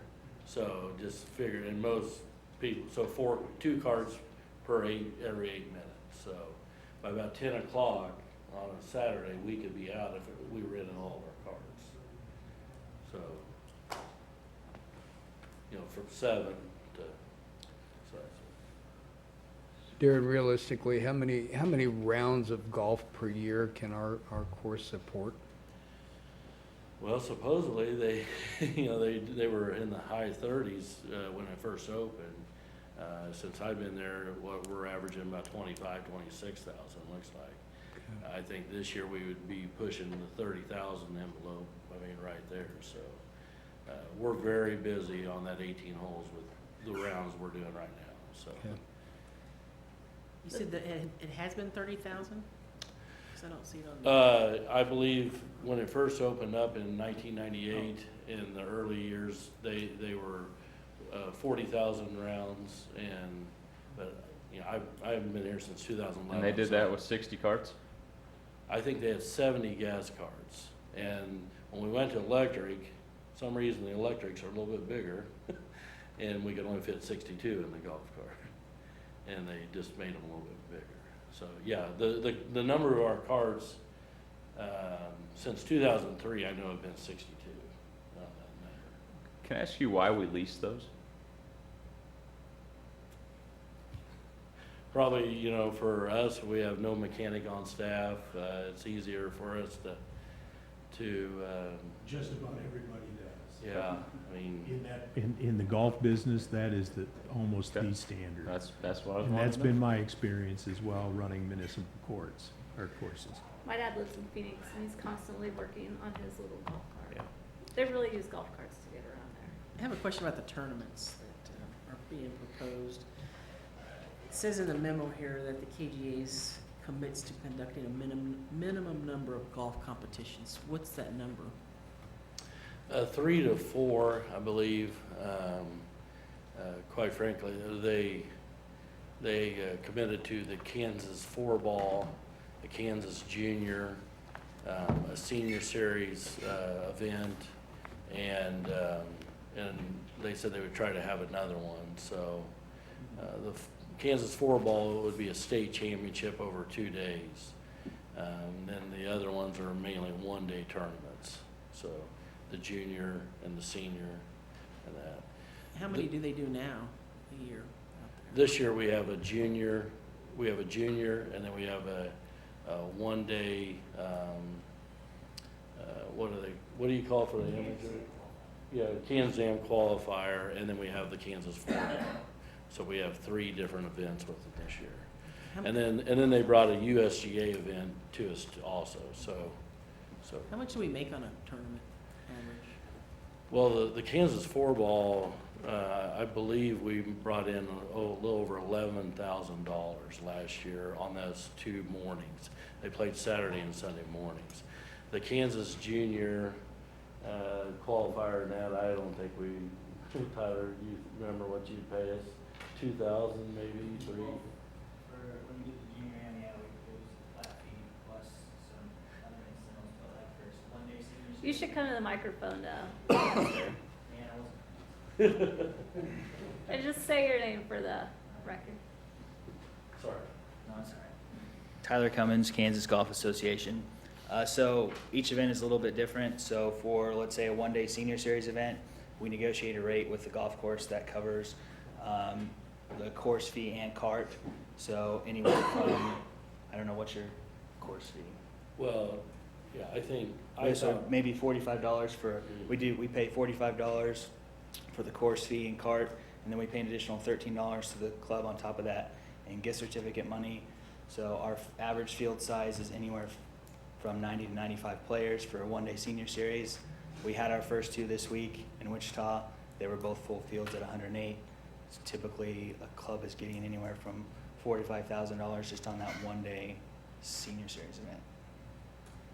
And then junior events are a little less. We'll pay the junior rate that you guys have set, which is like $11 or $14. Yeah, I was thinking we made just about $2,400 on the junior event last year. Yeah, so. Senior series and the 4-ball, the state championship, definitely is more profitable for us, I mean, to host those. Thank you. Thank you. Any other questions? Mark, just for information, could you find for us, well, you might even know now, have we placed any other monies into the fund for operations other than the bond and interest money, the payment money? Or has it, since time, lived off the revenues produced? I'm not aware of funds being placed in. I mean, obviously, there's collaborative efforts that will send the forestry crew out there to work on trees, and Right. it's not charged. That sort of thing happens, but But other than the payments, I can't remember a time that we've used any other tax money for. I would offer that since I've been here, that has not. We have not made any contribution of revenue of any kind into the golf course fund. And I What was we thinking- have done is taken items out.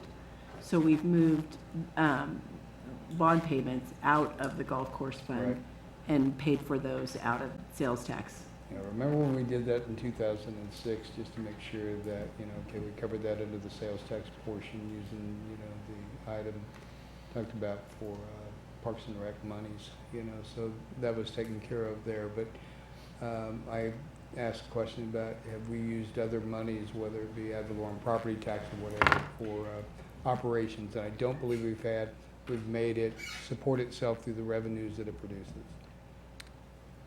yeah, and to be honest with you, some of those years have been awfully tight out there, where we Right, really yeah. had to lay people off earlier than we wanted to, just because it wasn't producing the revenue we wanted, so. But to be completely transparent, the course doesn't pay for water either. No. There's another aspect of that, Mike, and that is what has been costed through the golf course over the years. And, I think if we're going to talk about the revenue, we also have to talk about the cost. I think there's been a fair amount of administrative cost for Parks and Rec that's been charged through the golf course, through salaries. So, one of the things I looked at when I looked at the golf course first time a couple years ago was like, why do we have so much of a director's salary at the golf course? Does it really take that much time?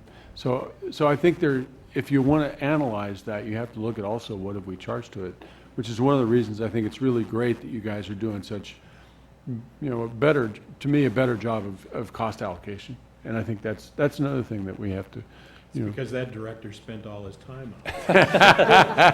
I was afraid to ask that one. That was before Ernie. Yeah. The other thing I want to point out, and I've heard, some chip shots, no pun intended, about the golf course operation. Yeah. But I think this is the singular enterprise fund in Parks and Rec. Mm-hmm. And, there's a lot of other sports activities that go on in Parks and Rec that don't get the treatment that the golfing does in terms of enterprise. And I would tell you that, not just because I'm a duffer on occasion, less and less since moving to Lawrence. But, take, for example, tennis. I don't know, what do you have, 20 courts? 29. Any idea what the cost to reseal a tennis court is? Or how much those cost initially? And I don't think we have a dime in revenue coming in for tennis. I think what I hear you saying is that we need to use enterprise accounting for tennis now. I'm saying that would be a good suggestion to come from you, if you want to go that way. It's very difficult to monetize tennis, by the way. That'd be a short conversation. Yes, it would be. So all I'm saying to you is, sometimes it's easy to, and having come from the upper Midwest, we had the same conversation because the second enterprise fund in most Parks and Rec in the upper Midwest is hockey, right? And so I've been dealing with Parks and Rec enterprise for a long time and trying to figure out how to make a hockey rink pay for itself. And what you do is you turn them into almost 24-hour-a-day operations because that ice time is so valuable and expensive. Tom, you think we could get some hockey on our plastic rink? No, I don't think so. Yeah, you might as well just go to the pavement. That might be a good place to put it. We talk about this being an enterprise fund, and it is the only enterprise fund for Parks and Rec, but it is an enterprise fund, and so I think we need to look at it from an accounting standpoint. And I agree, some of these changes may enable us to make it more profitable long-term, may enable us to pay for itself. But, just running the numbers really quick, this rounds played to revenue really bothers me. And I think we need to look at this and figure out how we can create more of a linear relationship there. And if you look at it from just the numbers we're given from 08 to 16, you go anywhere from $39.47 of revenue for round plate all the way down to $28, $29, and $12. If you take an average just over the 8 years we're provided, you get $32.87 a round, which if you apply that to your 2016 numbers, takes us from a $3,000 loss to a $53,000 profit, just simply using the numbers we've been given. So I think step one, you know, we can go with phase one here, but I think step one prior to phase one is to figure out what is changing to make this not a linear relationship. How is it possible that we're able to generate $920,000 revenue on 23 rounds of golf in 08, but we only get $769 from 25,000 rounds in 16? We got to look at that. If it's going to be an enterprise fund, which it's going to be, Well, we need to figure out a way to make it to work. My theory is that we shouldn't have to phase to make this work. It appears as though it has historically worked at the levels of playing that we see. well, to get it started, you're gonna have to phase it, because you can't, as you've already acknowledged, you can't kick up that much fund balance in 2 or even 3 years, quite frankly. So we're probably gonna have to do that anyway. And while you guys were having that conversation, it went through my mind that one of the things that staff is gonna have to do is come back and give you and me a better explanation of why that varies on rate per round. And I think they're on to it. They do know that, but I think it needs some more in-depth analysis so that you have comfort with the rate structure and what changed and during that period of time that drove that. And I'm pretty confident they can tie it back to, you know, those fees. But again, and I know that there has to be a correlation between round and the amount of total income and rate per round. But when you have fluctuating rates, and you have rates for different category of player, from junior to senior and other things, you know, that the mix sometimes changes up on you. But I think you can get there. And I do see this as this lease arrangement as being a win for the city eventually. 2 years, 3 years, whatever that is, I think that starts adding to the bottom line. And I think that's an attractor for us. And quite frankly, I'd love to keep it here. I would bet that there's other municipals in the state that would love to pull this association into their course like this. I didn't tell Mark and Darren that during the conversation, because I was grinding on them pretty hard, but you know, there is the potential for this being a nice attractor for Lawrence and this golf course, in my opinion. That kind of makes me wonder or ask more of a big picture question, but have we ever thought of, or I guess has anyone expressed interest in buying Eagle Bend? Well, first off, it's on federal land, and I think you know, you'd have to go back and talk to the Army Corps, because all you'd be doing is buying the business. We don't own the land, we lease the land from the Army Corps. And they have scrutiny over all of this, obviously, because it's federal lands under their jurisdiction, and it's also part of this whole flood project. So, dam project and related control. So, you have an incredible asset derived from that federal land that, again, other cities would love to have.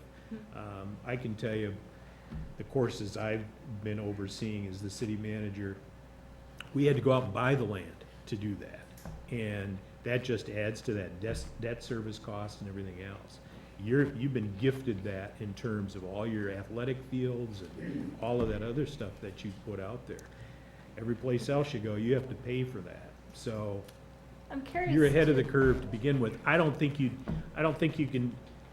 it's just that easy being on this federal land. I don't know that they would like necessarily having a privatized operation dealing with a private operator. Sure. Maybe that indirectly. So. And I'm curious too, when you mentioned watering the fields and such. We're all over that too. Yeah. Well, it's next to the spillway. Is it possible to irrigate at all from the spillway? Go ahead. We're It's good. already Go a ahead. topic, okay. No, we're looking at that, but the Corps of Engineers controls that water, so whether we're able to take water out of the Wakarusa River and pump it into our system is kind of up for debate. And Darren's been talking with the Corps about that, but Okay. currently what we're doing is pumping water over to the treatment plant, treating it, shipping Right. it over to us in a clear pipe, and then dumping it in a That's pond. expensive. So it's Very expensive, Yeah. and it's treated water. Yeah. Right. There are better ways. Yeah, well, I'm glad you're looking into that. Yeah, and there's some potential to even capture more water on property. And Darren's really been looking at the core on that, is can we create more irrigation lakes on property that retains the water that's on the property, use that for irrigation. So there's kind of multiple options, but Oh. again, they all cost money, so. Again, I would reiterate that your authorization is just for us to proceed. It does not lock down the approval of this project. That will still come back through the bid process and through the lease agreement with KGA. So you'll have another shot at this. But we did want to get this to you because there's been a lot of discussion about this, and there's some twists and turns with this that are not the normal CIP kind of project, so. Yeah. That's why And we I'm did it. curious, I do have one last question, just a second. Are you looking at doing solar energy or anything for the buildings? We have not. We went through that whole FCIP process, looking at profitability of doing something like that, and it just didn't pound out number-wise. You know, we're doing electric charge on the golf carts now, so we thought, hey, that'd be great, let's put solar panels on the roof and Yeah. take advantage of that, but it just didn't pay off. Hmm. So we'd love to do it if it made sense. You have to I'd lease like- solar panel roof Yeah. carts. I'd be curious to see that analysis. Just email it to me. I'd Yeah, like I to see can, that. I can have the engineers look at that, Yeah. because I know I specifically asked for that. Yeah, And I'm they- curious about that. It didn't make the list of Yeah, improvements. sure, yeah, okay. Any other, Yeah, go ahead, yeah, Mayor. sorry. Tom, when this comes back, will there also be your analysis of a change in, possible change based on the fund balance for the expansion of the clubhouse for the CIP? Yeah, we're returning with the CIP. Brian's usually pretty adept, and if he doesn't catch it, Casey does during these conversations that we're pushing that forward, so. I Okay. imagine you already have that noted. Yeah, I just want to make sure that we're looking at that as part of the recommendation when it comes back. Okay, Any other questions for staff? All right. thank you. All right, so it's time for public comment, thank you. Any public comment? Come on up to the microphone and say your name and sign in and, Dan Dannenberg, 2702 University Drive. I don't play golf and never will. What about the number of players that come from the Topeka and Kansas City areas? Do we have a lot of those? What about the demographics? How many women play? How many men? Does the pro shop make money by selling clubs, balls, tees, and paraphernalia? And what about golf lessons? Are golf lessons given out there, and are they a form of revenue at, not a loss? And the other final point is, there's been some talk recently that golf is becoming less popular sport, and that courses around the country have closed because there simply aren't enough players. And whether or not there are players coming up that in 10 years there will be enough players to go ahead and sustain the course. Those are just a couple of points. thank you, Dan. Sir? My name is Bill Reynolds. I live at 827 North 1710 Road, just outside the city limits, west of Sports Pavilion Lawrence. I became interested in the city budget back in 2007 and 8. based on the transit issue and transportation costs and the sales tax for that. Just as kind of a side effort, I looked at the golf course figures in the city budget. I'd kind of like to dispel maybe any misconception that Eagle Bend is operating in the red. If you look at the city budget projections for the financial condition of Eagle Bend, they are going nowhere but up. For 2016, it showed revenue of $792,000, expenses of $800,000. Now that's $8,000 more in expense, but some comments from the Eagle Bend staff and Parks and Rec have indicated it's more like $3,000. It's hard to say they're operating in the red when at the same time for 2016 they ended the year with a $200,000 fund balance. If you go back to 2008, and I apologize, I'm old, I couldn't see the figures going from 2008 to 16, but you'll see those numbers going up and down. The question about why do we make less money on more rounds, I think Mark addressed that at least partially in the fact that we had a lot of programs at Eagle Bend where the intent was to increase the number of rounds and to increase the revenue. But in actuality, they probably did the opposite. When you offer people an annual rate of $1,500 for golf, a cart, and range balls, and that person plays 100 rounds, they're only paying $15 a round, and the course needs about $35 to $38 a round in order to break even.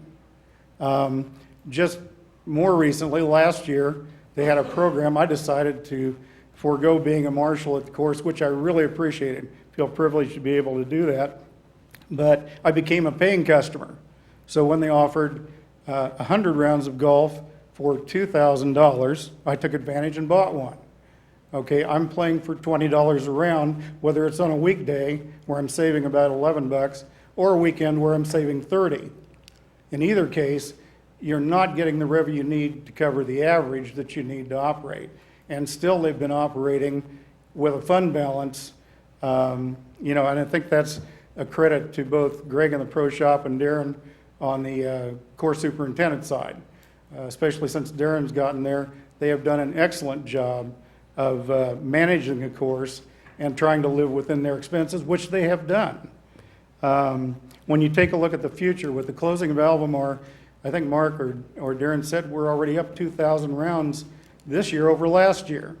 When I was looking at it, I couldn't see how we could not be at least 20% higher than our 25,000 rounds. That would be 5,000 rounds. We've already got 2,000 of them. It's probably going to be more like 5,000 to 7,000. That's going to increase revenue at the course, if you don't do anything else, somewhere between $200,000 and $300,000. You also need to look at the project work, the excellent project work that's been done. They've converted Eagle Bend over to Zoysia Fairways. That had to be $300,000 or $400,000. They built an excellent putting green and chipping practice area. They completely redid the 17th hole, raising the cart path about 14 feet so that when the Corps lets water out, it doesn't flood that area and completely cut that off from the clubhouse and the rest of the course. So, sometimes I think there is an impression that the golf course loses money. It has not been losing money, and you can't project it to lose money in the future considering all the things that are going on. Now, when you get to the proposal, there is no doubt that the golf course needs more golf carts. As a marshal, I worked that area with the golf carts and the cart barn and everything else, and we, just on our regular play on the weekends, we did not have enough carts to accommodate the golfers that were scheduled to play. The 62 carts out on the course did not start coming back in time for the golfers who were ready at their tee time to start. So they definitely need more carts.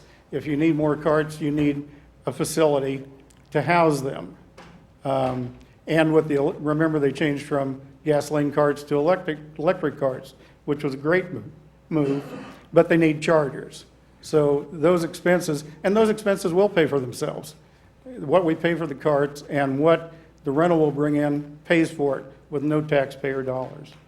When it comes to an enterprise fund, I wondered if Sports Pavilion Lawrence was an enterprise fund, because Eagle Bend was $4 million to build. It's been operating within their budget and been self-sustaining. Now with Sports Pavilion Lawrence, it costs $20 million. And I have a little plastic thing on my keyring that I can go in there and just walk in, use the track, use whatever facility I want. I don't pay a dime. Now, yes, I'm paying for it in terms of taxes to build a facility, but as a user, I'm not paying for it. And it seems like maybe instead of, like worrying about Eagle Bend, we might worry about some of those other expenses. I think that's all I really have tonight. I think the final issue would be the issue of corporate golf and the effect it would have on the everyday golfer, or the occasional golfer. The course was constructed to make a course that was affordable and accessible to the average golfer who could not afford to be a member of a country club or a private club.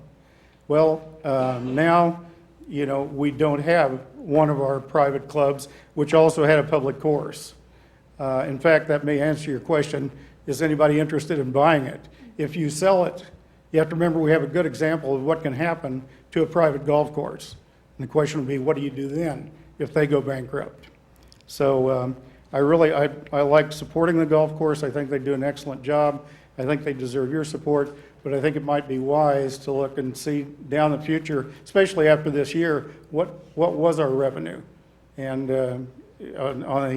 and don't forget the parking, because with the additional players and the corporate events, you're going to have a need for more parking. So thank you for listening. I appreciate it. Thank you, Bill. That was very thorough. Feel free to always say ditto to the last speaker as well. It's 10 o'clock at night. My name is Richard Consom, 509 Country Club Terrace. Ditto to most of what Bill said. Thank you. I want to make 3 quick points.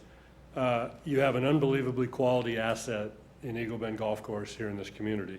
2, you've got a great revenue generation potential for the city of Lawrence in tourism from all those people who come in from outside, coming in. And you benefit the youth and the citizens of Lawrence by having this course. I am the golf coach for the men and women's team at Rockhurst University in Kansas City. We come over here every year and we play your course. This is a collegiate championship caliber course. I cannot say that when we go to Salina, Kansas to the Muni, or Emporia to the Muni, or Sim Park in Wichita, or many other places. And we've got that in Lawrence. The next thing that has to happen, because the first 10 years we didn't have the quality turf conditions and course, but since Darren's come specifically, that has turned around completely here. And now we've got the quality turf conditions and the greens and all that. The next thing we need to do is work on the facility piece. I'm pleased that 20 years ago I was on the Parks and Rec Board, Advisory Board for 8 years. We went through this. I'm thrilled at where this place is now. I love Tom's comments because it's a philosophical discussion you have on that Parks and Rec Advisory Board about these enterprise entities. And we put way too much emphasis on golf and we don't do it on the others, okay? So that's really important, and I'm in very full support of this project. Thank you. Thank you. Any other public comment? Okay, so we'll bring it back to the commission. Well, when I first was looking at this, I was a little bit worried about if we were going to do debt for this, and so I was really glad to hear that we're not. I'm very pleased that we're breaking it into parts. That is just phasing it in. I like that idea a lot, so it gives us an opportunity to regroup, take a look at what they've done in the future, and decide whether or not to go forward from there. And just hearing about how this basically is self-funded, it's kind of hard not to agree with that. I think that's a good plus. So I'm in support of it, based on what I've heard tonight. I'm going to say ditto, and thanks for the work that's gone into it. I was worried about it at the beginning, but we're not doing anything but saying go ahead and keep working on it. Yeah, I think, my comments earlier, I shared, like Lisa said, I had a little bit of concern coming in that we're going to issue debt and all this stuff, and I guess I didn't really understand. use of the fund balance the way it is. I am going to look, hard at when the recommendations do come back, the change in the CIP to make sure that we are using fund balance and we're planning on that in the future so that it directly relates to profits that'll be made and how it's going to be paid for in the future. I think the plan that we're using, if we can follow that, I think it's a win for everybody. I appreciate the explanation on why we don't have a linear relationship here with the rounds played and the revenue. That helps answer a lot of questions for me, so thank you for that. I think when we look at it, we have an opportunity to get to a place where this is not only breaking even, but a pretty good asset for us, and that's going to be so crucial going forth. We're in such a budget crisis at every angle, every direction we look. We need to find a way to make sure that we're maximizing all of our opportunities. So, I'll definitely support phase one on this, and the one thing I do want to make sure we do is, as Mike just pointed out, I do think we need to be honest with people, though. If we are saying that this is going to be paid out of fund balance, we need to make a commitment to that tonight. And if we find that in 2018 we don't have $350,000 of fund balance, then we need to move it off the 2018 CIP. If that's the position we're taking publicly tonight, we need to not change our mind in a year and say, well, we tried, oh well. And we need to make a commitment to that. We owe that to people to be honest with them at face value. So. Well, I'm certainly not interested in subsidizing golf, truthfully. If I ever wanted to, I would need to hear about nighttime activities, how this is going to enhance the community, children perhaps. Then we'd have a huge philosophical conversation, that's for sure. But I think this coming out of fund balance is okay, and that's why we have fund balances. So I'm all right with phase one and phase two, but yeah, I agree with Matthew about the rest of it.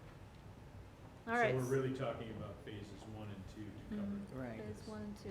3 Yeah. is the clubhouse. Future. Yeah.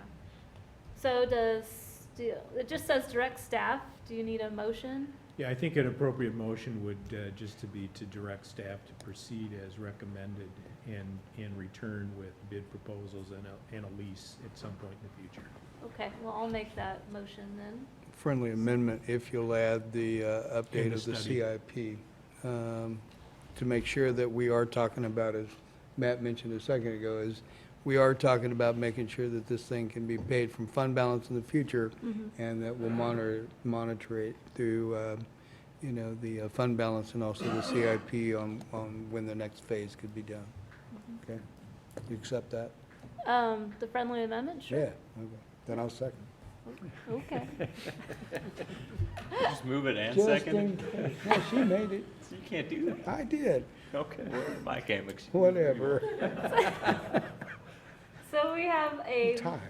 So we have a motion by Mayor Soden, and then an amendment by Commissioner No, I Amix. just got you to accept it. It's fine. Don't worry about it. Okay, I don't know. Procedurally, is there any direction you need? Motion and second, you got it. It's done. Let's vote. Seconded by Commissioner Amix. All those in favor say aye. Aye. Anyone opposed? Motion Sherry will passes make sure you look good in the minutes. unanimously. Wink and a nod. Do it. All right, so commission items. Thank you to everyone, by the way. Commission items, I wanted to ask, I remember us talking about for strategic planning, we were going to have perhaps quarterly updates of our progress. Every 4 months. Okay. Do you know when we get the first one on that? So the adoption of that, I believe, was in early March. So we would have an update for you 4 months from that point. Okay, so August. So coming up here soon, we'll have some kind of an update, and we're in the process of putting together the greater details of the initiatives and some measures related to those critical success factors, and we'll be putting those into a system that we can have online so that you all will be able to do that. So when those are ready, we'll be making that report. Yeah, that would be great. Thank The you. staff has been meeting with the consultants. I mean, the iceberg that was previously the strategic plan, there's a lot more underwater in terms of, and not in a negative way. It's a big, it's a big. Let's rephrase that. We are real deep underwater with this one. It's getting a little punchy. Yeah, Excellent. Any other commission items? All right, so city manager's report. Notable development projects from the Planning and Development Services report, I'll mention some of those. True Hotel by Hilton and Bauer Farm at 510 Wakarusa. These are all projects that are in various stages of review by the Planning Division. The Best Western Plus at Mercado. Site plan for an addition to API Foils at out on Greenway. Naismith Creek Addition, which is a 66-lot, single-family residential development. That's near 31st and Louisiana. Country Inn and Suites on East 23rd Street. The expansion of the restaurant at the Eldridge Hotel, 705 Mass Street. Rezoning from industrial to residential of approximately 35 acres north of Research Park and Legends Drive. And then Wesleyan Church out on 31st Street. In terms of future issues on the agenda, as Bob was talking earlier about logos for transit, we have a Lawrence Loop logo that you'll be seeing and reviewing at your May 2nd agenda meeting. And on May 16th, the East Lawrence rezoning issues will come before you, as well as a discussion regarding the Community Police Review Board and what we propose with that. In terms of work session items, on May 9th, we have the city manager's recommended budget, and on June 13th, the updated revenue projections along with the budget will be presented at that point. So that's it for manager's report. Yeah, I guess I should mention for our current police board that we have, I haven't been making any appointments to that, waiting for us to Great. kind of redo it. So they've been down members, but that's been a lot my fault because I don't want to appoint someone and then just yank them off 2 months later. Well, It seems and- cruel. And under our, I think under our code, they remain seated until replaced, so it's, you know, the incumbents are still in place. Oh, okay. Are they Yeah. aware of that then? We should make sure they're aware of that. Yeah. Okay, thank you. All right, so now we're on to calendar. Any items to add? Okay. So I think that means we're ready for adjournment. Move to adjourn. Second. Motion made by Commissioner Herbert to adjourn, seconded by Commissioner Larson. All those in favor say aye. Aye. Any opposed? Motion passes unanimously.